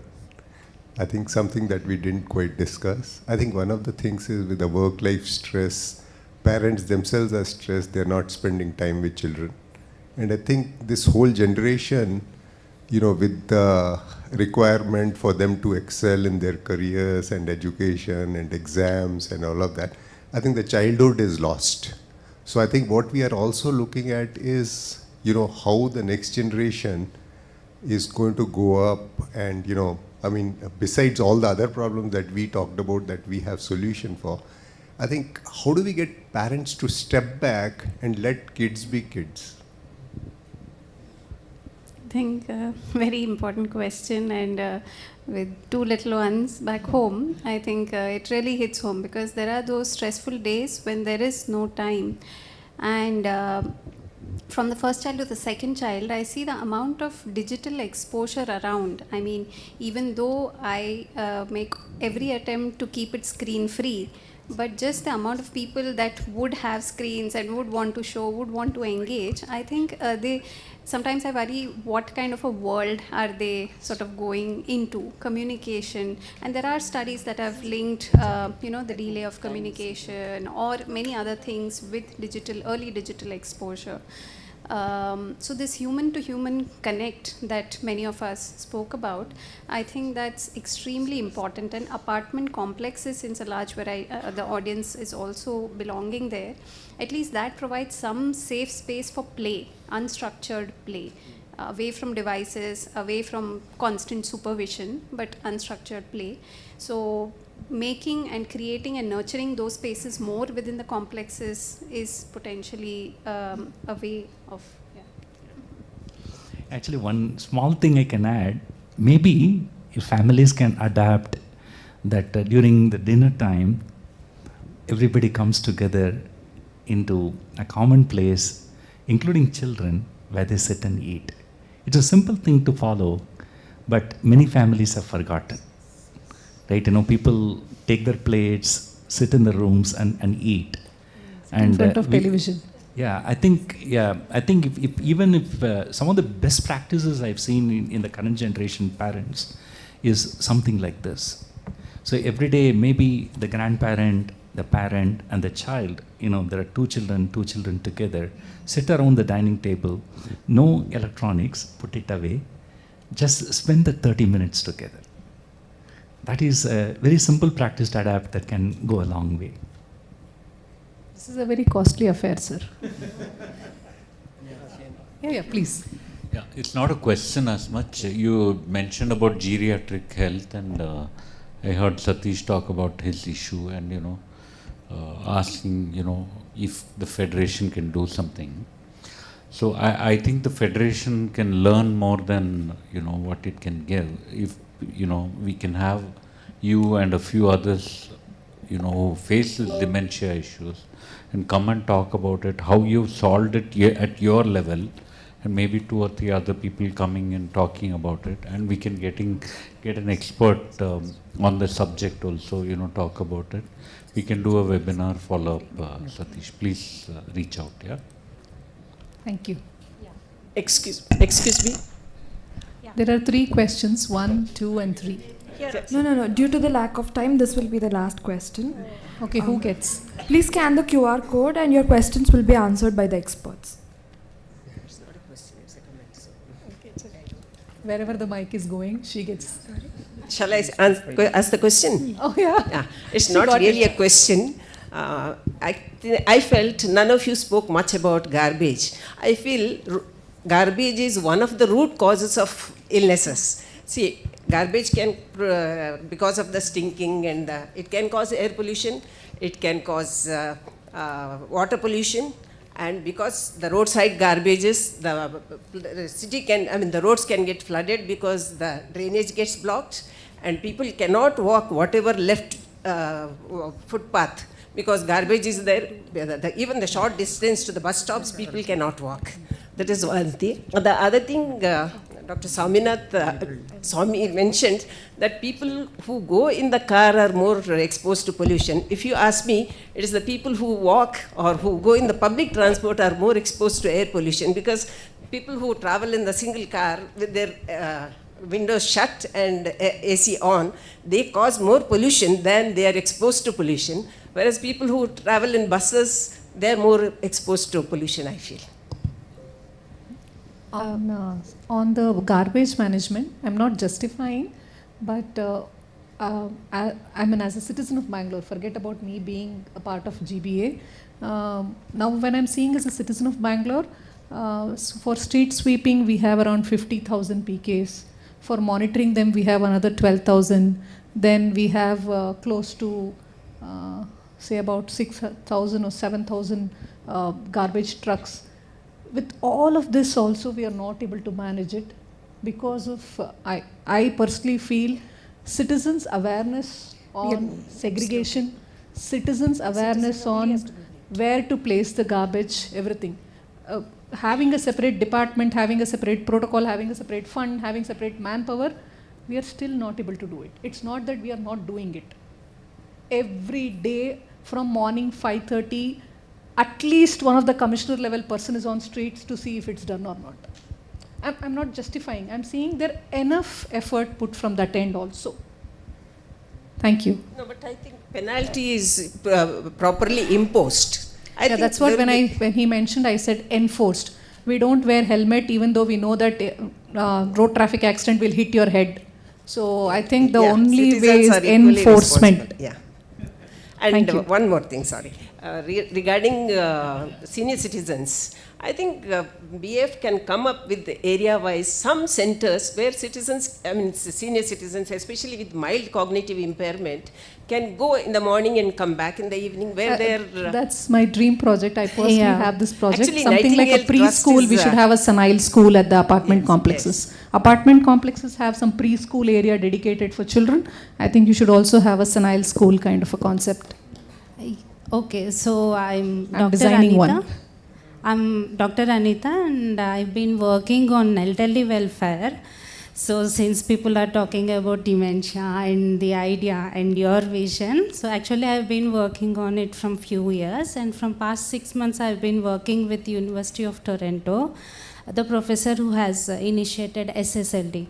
So since we are looking, one thing is like, okay, from my school days, and I used to go to old age homes. Coming to Bangalore, before coming to Bangalore, I thought like elderly citizens should have a school where they go learn things as they are learning, not for learning, but for this cognitive and affective things. But when I came here, I saw elderly communities already available. So I was like, oh, okay, so how it looks. I'm living in 𝗏𝗏. We have Serene Urbana. So it's a completely an elderly community.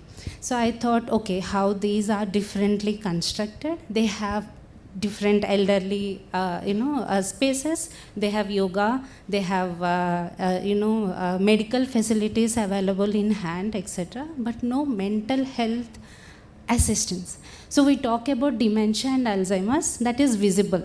But as we go elder, we'll be like, there are many more disturbances that happen. They need a weekly thrice or, weekly once or twice, some 1 hour, 2 hour sessions where they can control their behavior and all. So since sir was suggesting, so if the webinar part and all, I am ready, and I can also invite my team who is working on SSLD and that has been implemented in different countries already for elderly well-being. I can support with that. That was a good yes, pitch. I can support with that. That was a good pitch. Thank you. I'm not taking any more questions. She will say, you please get out. Thank you. Thank you once again. Thank you. Please scan the QR code and answer the questions will be answered by the experts if there are any. A heartfelt thank you to our panelists for a truly engaging and insightful discussion. Your perspectives have deepened our understanding of sustainability. May I now request representatives from Bengaluru Science and Technology Cluster and Bangalore Apartment Federation to kindly present mementos to our panelists as a token of appreciation.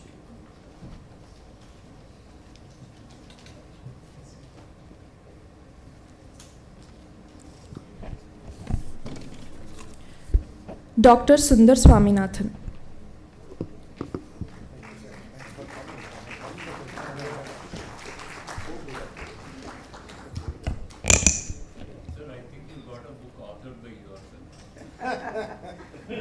Almost there. Thank you so much. But the same campus. Dr. 𝗕𝗲𝗏𝗵𝗏.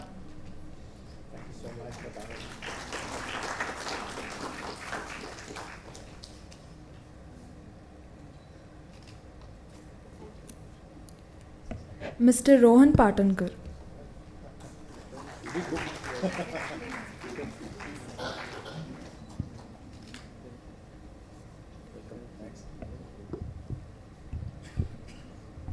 Dr. 𝗫𝗫𝗏𝗧.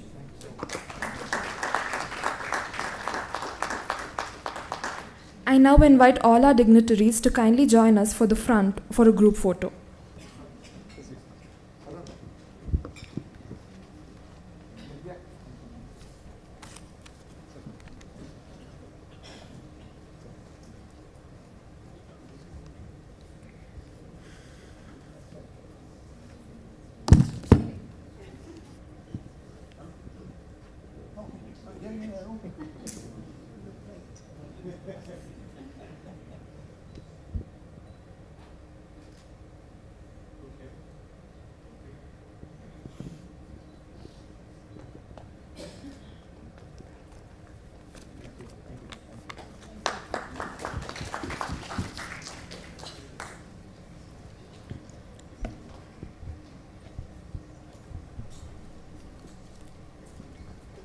As we move forward, we now transition into an exciting segment of today's program, the Flash Talks.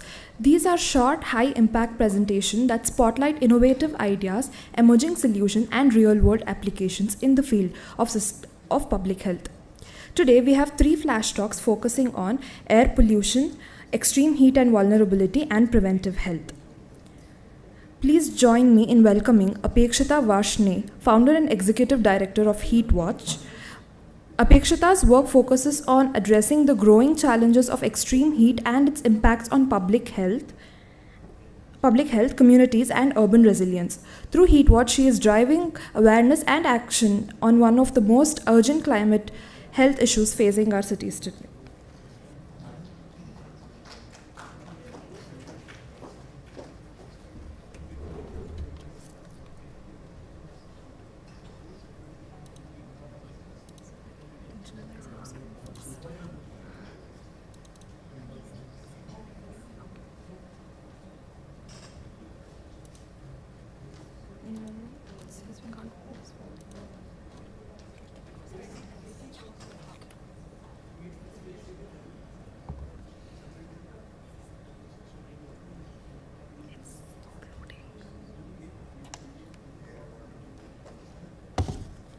What's wrong?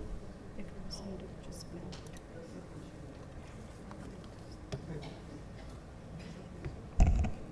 Hi, good evening. Thank you so much for having me here, and I'm very excited for this talk. It was great to hear the panelists discuss heat stroke, because that is one of the biggest challenges we face, not just in India, but around the world.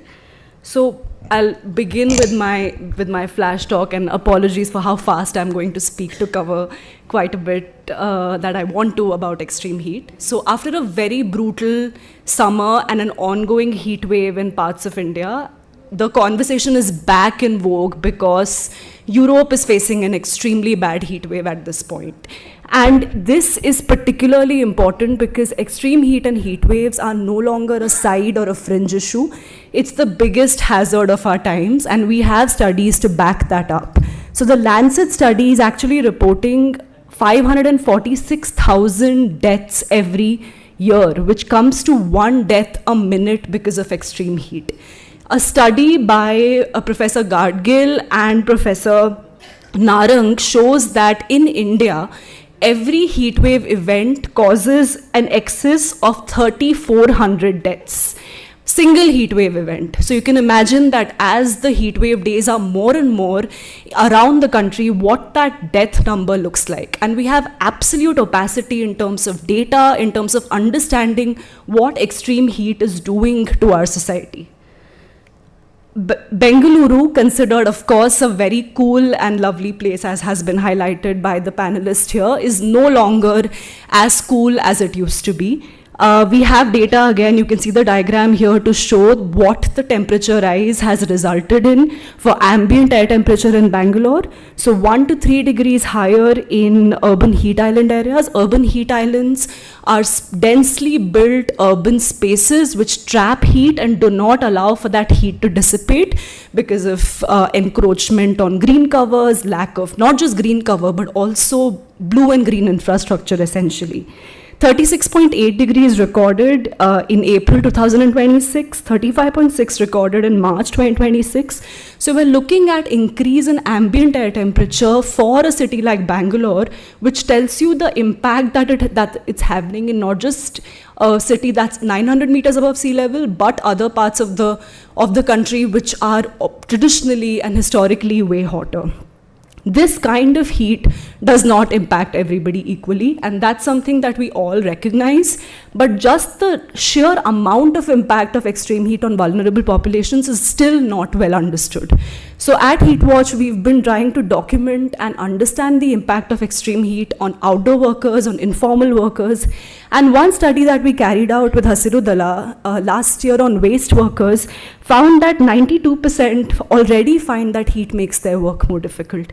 And this has direct impact on their income, this has direct impact on their expenses. 86% have reported lower productivity.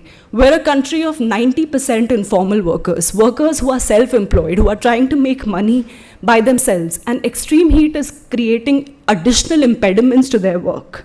We've been currently working with domestic workers in Bangalore, supported by the Bengaluru Sustainability Forum, and we're finding just from a qualitative study of 40 domestic workers in the city that 20 out of 40 domestic workers avoid drinking water because they don't have access to toilets, not just in homes of the people they're working with, but also in apartment complexes. 17 out of 40 feel unable to rest, unable to hydrate, unable to slow down because they have to meet certain targets to be able to take home a minimum wage, not even a living wage. This has severe impact on the health of workers who are vulnerable, already economically precarious, and now extreme heat is pushing them to the edge. So for waste workers, again, we've seen 72% have reported muscle cramps, dehydration, kidney issues. Dr. Swaminathan was talking about kidneys are the canaries where extreme heat is contributing to the biggest and the most profound impact. And the chart on the right also shows you the number of illnesses that domestic workers are reporting. These are considered workers who work indoors, are traditionally not as affected by extreme heat. But our study finds that in transit, in going from one house to another, living in low-income settlements, often far away from their workplace, extreme heat is causing a big impact on domestic workers as well. There is a big element of gender here, there's a big element of caste here. Even within the disproportionate impact that people face, we cannot ignore the fact that occupation in India is very closely linked to caste, is very closely linked to gender, and there are significant impacts on people's health which extreme heat and climate change is contributing to.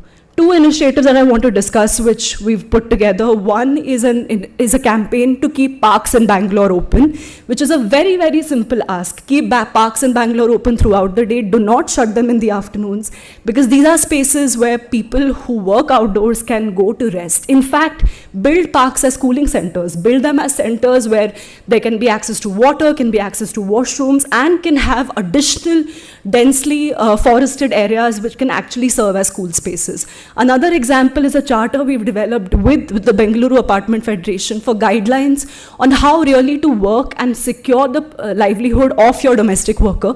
All of us employ domestic workers here, but when it comes to occupational hazards for domestic workers, we often forget the fact that we are employers ourselves. So what can we do to make sure that domestic workers, staff in our apartments are protected? This is something that we're very happy to collaborate with BAFON and hope to continue building.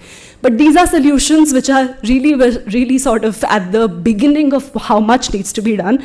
And there's a lot more that needs to happen, which is to begin with recognizing the significant and serious impact that extreme heat is wreaking havoc in our lives already and will continue to by all projections of climate change. I'm not trying to alarm you, I'm trying to tell you that this is something that we need to recognize, we need to protect, and we need to act.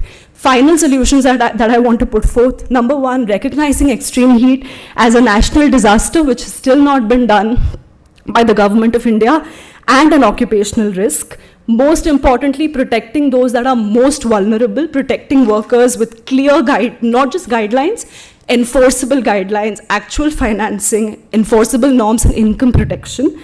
Cool cities, we cannot do any of this until we build cities which are actually cool. So all the conversations around traffic, around pollution, all of it comes together from the lens of extreme heat, where we try to build cities which are actually cool and can actually secure the livelihood and health of people who live in these cities. But most importantly, aspects like shade, water, open parks, cooling, all of these become extremely important when it comes to periods of not just extreme heat days, but throughout the year when temperatures are being recorded as breaking absolute records. And finally, strengthening social protection. We have to think about the kind of income loss that most vulnerable workers are experiencing because of extreme heat, and we need to come up with better and stronger social protection systems for exactly securing the health and livelihood. Finally, my final sort of urge and request to all of us is to really start thinking of extreme heat as a hazard that's here to stay.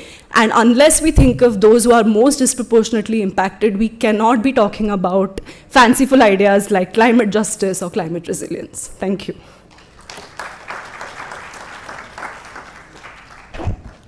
Thank you, ma'am. That was very informative.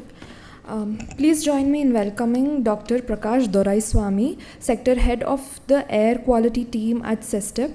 Dr. Doraiswamy's work focuses on air quality management, emissions, and environmental health, helping shape data-driven solutions for cleaner air and healthier cities. His insights critically as air pollution continues to be one of the biggest public health challenges in urban India.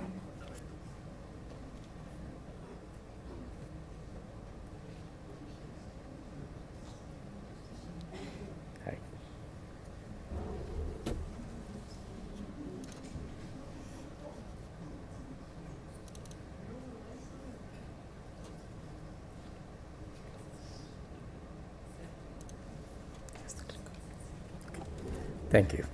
Good evening, everyone. So that was a very impressive panel discussion and followed by a very actual flash talk. Mine will be more like a presentation that will end in a flash. I'm from 𝗕𝗲𝗏, which is a think tank based in Bangalore. We are located in 𝗕𝗲𝗏 area, and our vision is to enrich policy making through science and technology. The panel discussion actually set us up very well for to talk more about air pollution. So just given the wide background here, I wanted to just quickly go over some basics before I get into the topic of the day of what's in the air, what is it that we breathe here in Bangalore, and some quick results from our work. Obviously, the sources you have both that's natural, that is including some of these dust emissions from plants, volcanoes, lightning, etc. But mostly what we are worried about and focused is on the sources that are man-made, which are referred to as anthropogenic sources, which includes everything that you see: industries, cars, transport vehicles, or waste burning, open burning, diesel generator sets, eateries, etc. In some of the common air pollutants, again, Dr. Swamy referred to some of these, and these are some of the common air pollutants that we are really worried about. The most talked about here in India, at least, is the particles, or referred to as particulate matter, and I'll get to that in a moment. These are the different sizes that Dr. Swamy also mentioned. Of course, then you have all these gases, nitrogen oxides, which is actually collectively, it's referring to nitric oxide and nitrogen dioxide, and it's collectively referred to as NOx. You have sulfur dioxide, you have volatile organic compounds, then you have carbon monoxide, elements, and metals. Of course, most of these are combustion-oriented sources. I think anything you burn then generates these. Particles obviously comes from combustion sources, as well as any of these other, typical like construction activities, road dust, earth moving activities, those types of things. And the other thing that I want to point out here is not all of these are emitted directly, right? So some of these, like for example, ozone is actually formed in the atmosphere. It is not emitted directly. It's chemically formed in the atmosphere from these gases, now nitrogen oxides and volatile organic compounds. Likewise, some of the particles are also not emitted but actually formed in the atmosphere, and we refer to those as secondary particles. Why that is important is that you are not going to be able to bring the particle concentration, you are not going to be able to improve the air quality if you focus on only those that you see, but you really need to control those precursors, which are actually the gases that result in these air pollution. Now, I am going to focus exclusively on the particles today, because that is mainly the pollutant of concern here. This is a figure that's, that is obtained from US EPA. Just to give you a perspective, a human hair is about around 70 micrometers in diameter. And we are talking about PM10 and PM2.5, which is 1/7 or even smaller than the human hair. So, and these particles, like Dr. Swamy also mentioned, are invisible to the naked eye. And because these are so small, they obviously pass through your nose is actually a natural filter for larger particles, because it has to, if you think about it, you breathe in, it has to make a very sharp U-turn and then go inside, right? And so anything that is really large particles then get filtered right here. But these smaller particles behave more like a gas, so they just go in and then go into your bloodstream, and again really crossing this blood-brain barrier and resulting in all of these health effects. Now, this is a work that is published in the journal Lancet, and it's by all these health experts from across the world coming together, including folks from India in the ICMR as well, being part of this. Why do we even need to worry about air pollution? Obviously, because it has both mortality impacts, meaning early premature death, as well as morbidity impacts. Morbidity meaning other health outcomes like even any of these other things like dementia. It's been linked to dementia. More recent studies are linking air pollution to dementia. Any of these neurological impacts as well. So out of about 7.9 or close to 8 million deaths are projected to happen caused by air pollution globally, of which about 25% is happening in India. And of course, the remaining 25% is, the other 25% is of course in China. And so it's really very important for us to manage. Before I kind of tell about the air quality here in Bangalore, I think it's important to also understand just some basics of what really determines the air quality in your area. Obviously, you have all these sources. When these get emitted into the air, it undergoes these physical and chemical transformations, chemical reactions, and some of these kind of grow in size as well. They condense. And of course, it gets transported by wind, right? So it doesn't stay there, it gets transported by wind. And finally, of course, it gets cleansed by rain, which we refer to as wet deposition, or over time, it just gets deposited on surfaces, whether it's plants, buildings, or soil. Now, with all of this, what's really modulating is what's called as the boundary layer, which is basically a layer within which the air is very well mixed. And even if you think about it, as the sun comes out, the air heats up. And so as the air heats up, then the volume expands. And so that volume within which your air pollutants mix gets larger and larger during the course of a day. Now, same thing, so this is a kind of an example of how that boundary layer may look like, right? It's an invisible layer. All of your pollutants are trapped within that. Now, during winter, because the temperature is relatively lower than what it is in summer, it's trying to mix within a much smaller volume. So think of this as a roof. This roof will come down to your head level during winter, while during summer it's here. But you're burning the same, let's say you're burning 10 incense sticks in this room, the concentration will be much higher in winter. So that is why you typically see concentrations being higher during winter time than summer time. Now, what this means is obviously, typically this is why most often we hear meteorology being blamed for air pollution. But the reality is, if these emission sources weren't there, meteorology is not going to create bad pollution. It's because of these emission sources that result in this bad air quality. So it's really important for us to kind of control that. Now, this is actual data from all the sensors in Bangalore. We have some of these were deployed by us. Some of these include the regulatory monitors that's deployed by the Pollution Control Board. And this is an average across all these monitors in Bangalore and the sensors. It's about for 1.5 years. It kind of shows you the pattern where, what I just referred to, you kind of see the concentrations going up during winter. That's the yellow color. And then, of course, during the monsoon season, it's the lowest, right? Obviously, because it's cleansed by the rain. And of course, during winter, because of this, physical process that I was referring to, but also there's also change in wind patterns and everything. So you can look at it this, on the y-axis you have the what we call as a concentration, which is basically how much particles is there in the air. It varies anywhere from, around, on average, if you look at it, probably around 40 or so over the, the entire period. But during winter period where it's goes up. Now, the National Ambient Air Quality Standard for India for particles is 60 microgram per cubic meter for daily average. In other words, every day the concentration should not exceed 60 microgram per cubic meter.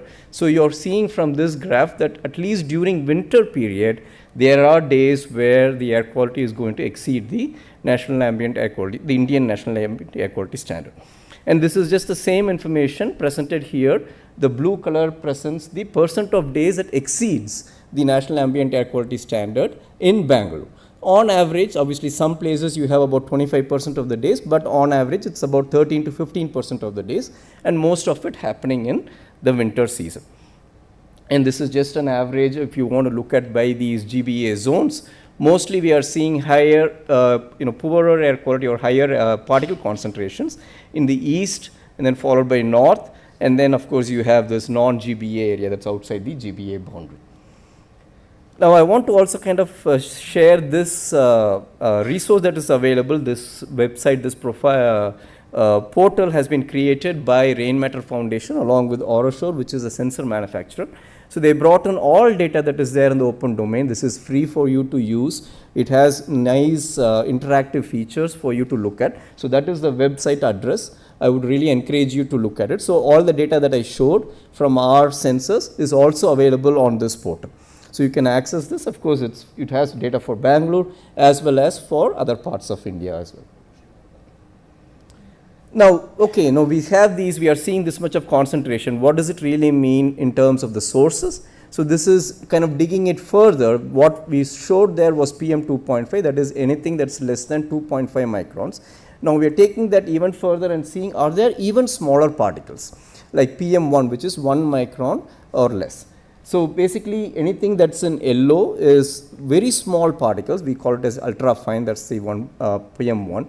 Green is just between 1 and 2.5, and the whatever that color magenta is anything that is larger. So we are really focused about this. What I want to point is two things. On the top you have for Kolkata, West Bengal, and then on the bottom is for Bangalore. So you see for Bangalore you are seeing this shift in where during winter you're seeing a larger fraction of the smaller particles, the yellow color and the green color, while during other seasons it's the magenta color is larger, meaning more of the dust oriented sources during summer. While in North India, pretty much throughout the year, at least for this time period when we were looking in Calcutta, it was almost 70-75% is everything like really small particles. So basically originating from combustion source. So this kind of tells you that during summer, the sources that influence here in Bangalore are different from the sources that impact the air quality during winter season. Because during winter, you're seeing more of the smaller particles, which means they are originating from burning, any type of burning, whether it is industries, whether it is power plants, whether it is open burning of waste. So it is mostly related from combustion source. Now taking it further, this is again results from our office. We have advanced instrumentation there at our office in Hebbal. Basically it tells you what is in this particle. So far we looked at the sizes, 1 micron, 2.5 micron, 10 microns, but within that particle is composed of many species. And so within that we were trying to see why, what are the different species that are there. And what does this tell us is because depending on the source, each source emits different pollutants or even the species, which is we refer to as more as a marker. So if a certain species is dominant, it likely refers to influence from a particular source. So based on that, then we can really figure out what sources contribute to the air pollution here in Bangalore. And based on that, and what we are finding here is obviously traffic is a pretty dominant source. Biomass burning, which is anything, that could also include biomass and waste burning, which biomass is anything vegetation, plants and stuff. So those two are kind of the major local sources. And then we are also seeing what I refer to as the secondary sources, and it's mostly regional, coming from outside Bangalore. So you are obviously seeing what we are breathing here is a mix of what's generated locally as well as coming from outside. So this is my last slide, and some of this were touched upon in the panel discussion also. Because obviously transport is one main source, waste burning is another main source. What is it that we can do? And this is only for what we can do as citizens. Of course, government has its own responsibilities, industries have their own responsibilities. But these are some of the things that that we can actually as citizens do. One, of course, we can take pooled car trips together, carpooling, combining errands as much as possible. Basically, the idea is to reduce the amount of time, amount of driving that you do. Even better if you're able to shift from private to public transport where multiple people travel together. Phase out older vehicles. Even if you own a vehicle and you can't really avoid not using it for whatsoever reason, at least maintain it well. Some of these what we call super emitters result from very poor maintenance. So if you're able to maintain it well, then it will reduce these amount of pollutions come. Diesel generator sets is a big source, particularly for Bangalore in India. Bangalore is one of the hotspots for high diesel generator sets. And of course, waste generation, we talked about waste burning, but most of it comes from improper waste management, again, going back to segregation and sorting. So I'll stop here. Happy to take, discuss further in the networking session if you have any questions. Thank you.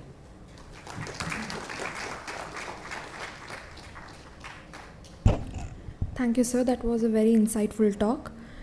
Please join me in welcoming Shankar A.G., Director of Programs at 𝗧𝗹𝗑, the Health Catalyst. With extensive experience in community health, social development, and system strengthening, Shankar's work focuses on improving health equity and enabling vulnerable communities to access better healthcare and well-being outcomes.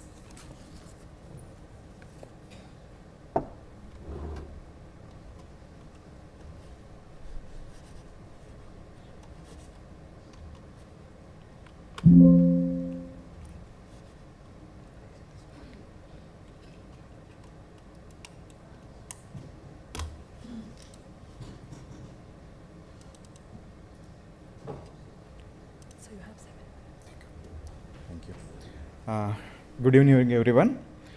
Thank you so much for the opportunities to speak about the preventive health specifically.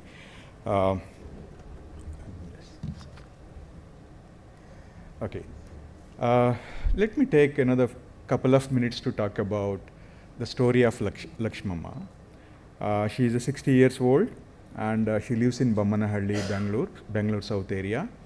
and she has been diagnosed with the diabetes as well as hypertension, but the last test was done almost 8 months ago. But no one is following up, and she has been taking medication, but whenever the symptoms are increasing. Okay, so at a time she had a stroke and admitted into hospital, and the family has to borrow money, and again trapped into the debt.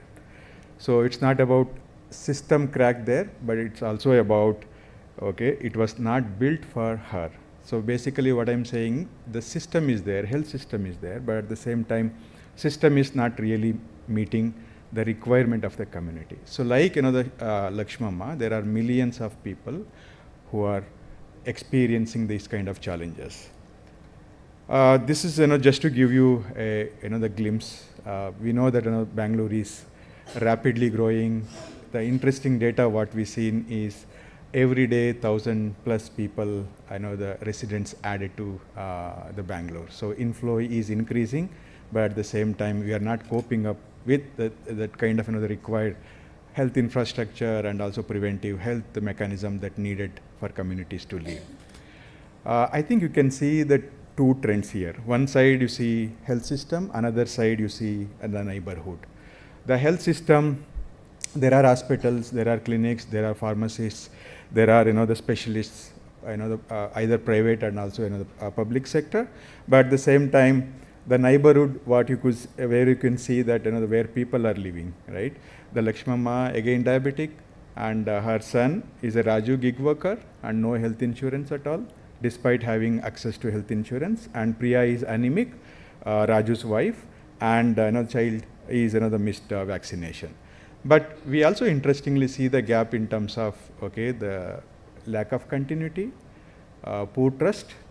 Many people the bypass public health center because of various reasons, and also the lack of relationships, and the poor safety nets for people. Of course, the below poverty line we have government health insurance, and above the rich people having their own insurance because they can offer. But at the same time, many the people who are in the middle, they do not have access to the health insurance. This is give you just another glimpse of the data. The panelists had a deep dive in terms of how NCDs are affecting the people in Bangalore. Of course, these are the few data where I thought of presenting, but at the same time there are many health issues still we can dip. And another interesting point you can notice here, 70% of the people paying their out of pocket, which is really alarming. And altogether you see the more than 50% of the cases are undetected, are undiagnosed, hidden. We live with that. I think that's the aspect we should keep that in mind. Let me introduce a character of Sunita here. Sunita is a health worker, and she has a system. The system flags the reminder where she wants to meet the 𝗪𝗲𝗻𝗂. She visits, and she do the health interventions, and during her visit she found the Priya, her daughter-in-law, having exhausted, looks exhausted, and Sunita asked how she is doing, and Priya reported tiredness and almost in the past few months. Then the testing was done, hemoglobin test, and her hemoglobin was almost 9, which is low. The efforts of Sunita is about the 𝗪𝗲𝗻𝗂's medication sorted out, and Priya's anemia testing is done and treated with the proper medication, and child's vaccination is also updated. So in this case, nobody went to hospital and nobody paid out of pocket, but after 2 months later, both are really doing good. So this is a kind of reimagined health intervention by the Sunita. The right hand side, where you see the picture where we have community health workers from the community being trained. They have a the digital innovations to do the testing at the primary level, do all intervention at the primary level in order to ensure prevent people from diseases. This is just to give a glimpse of in terms of how people system, the centered systems work. It's not about keeping system at the center, but here we are keeping the household or people at the center, do intervention around. So everyone play the enabling role here, including diagnostics, the medicines, PHC, health worker, and digital innovations, etc. should be navigated towards the household, rather the system expecting communities to come. It's the ideal, but at the same time it may not happen situation like Bangalore. So in 𝗨𝗲 what we do, we look at the Rasta strategy, go to community, onboard every family, every individual at the family, do the risk assessment, do the screening using point of care diagnostics, testing. People require further testing will be navigated, but at the same time proper treatment, timely treatment, as well as active follow-up, which is very critical. I think during the panel discussion, there was a deep dive around the social determinants of health, social and commercial determinants of health, including the climate health impact on the health as well. So which is very much needed. The health workers, what we have, they look at everything from the bottom to end. But when any people require further navigation support, those people are navigated to nearby public health system. That's the core work they have been doing, along with addressing some of the social determinants of health, including financial literacy, facilitation of social protection schemes, because in India we have more than 1,000 schemes, at least I could say more than 250 schemes are working, and including the government health insurance at state level as well as the central level as well. This is give you a glimpse of in terms of how people-centered primary healthcare works, as well as the patient's journey. Ultimately, the outcome that we look at is about improved clinical outcomes, reduced hospitalization, lower out-of-pocket expenditure, as well as equitable health access, timely and the equitable health access. This is, I think, over and over, our governments have been invested in generally secondary and tertiary care, hospitals, infrastructure, which is good, but at the same time, the cost of the health is higher, right?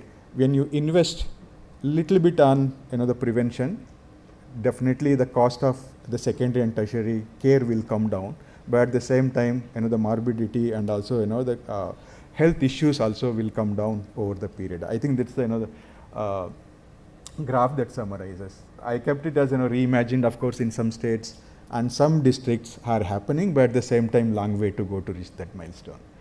I think these are the few data points are the exemplars I would like to say here. In Brazil, you see the 40% reduction in infant mortality because of people-centered primary health care, and in Thailand, 60% catastrophic health expenditure has been reduced, and at least 80 to 90% of the health issues can be addressed at the primary level, household level, if you have proper preventive healthcare model designed for community, not designed for health system. So one more thing, what we do, any program we design with the community, understanding the lived realities of the communities and see what works best for them. It's not about what works for us. Yeah. This is another Bangalore, the I4V program, Invest for Wellness program, what we have been implementing in multiple locations. This is a learning lab for us where we are learning here, and also we are also working with some of the governments, the cascading these learnings and also outcomes, so that governments can also adapt some of the framework and also the tools that we created, so that it's not that we do everything, but at the same time we can do it together, because government has capacity to scale as well. Yeah, this is I will end with health. The health is not another any single or government's business, but it's also about everyone's business.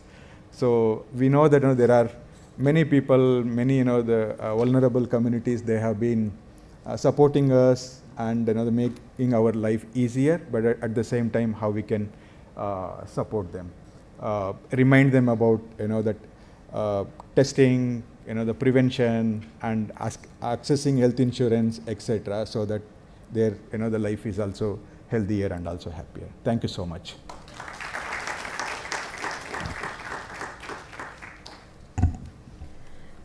Thank you, sir. I invite all the Flash Talk speakers to come to the stage and accept the mementos and for a group photo. I request Vinita and Mansi from Bengaluru Sustainable Forum to present the mementos.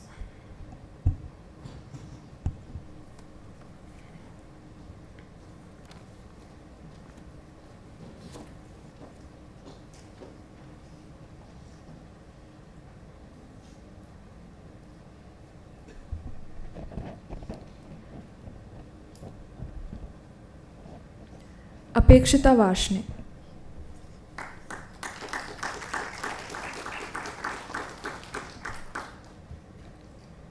Mr. Prakash Doraiswamy.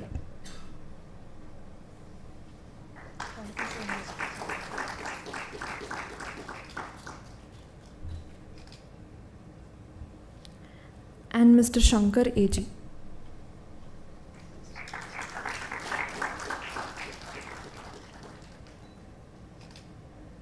I request everyone to come forward for a group photo.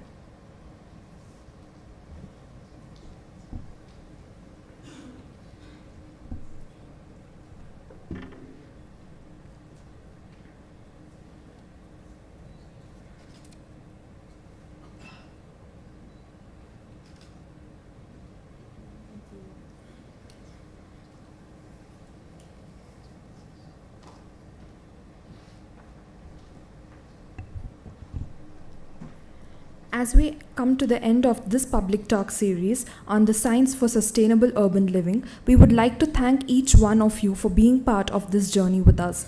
Over the 6 episodes, we have explored most of the pressing challenges and opportunities shaping our cities, from waste and water to mobility, energy, farming, and now health. These conversations remind us that building sustainable cities is a shared responsibility, and meaningful change begins with a dialogue, collaboration, and community action. We hope the series has sparked new ideas, deeper reflections, and stronger connections. We also encourage you to visit the stalls in the lobby to experience sustainability in action. And do join us for networking tea, where conversation can continue and new ideas and connection can take shape. Thanks a lot.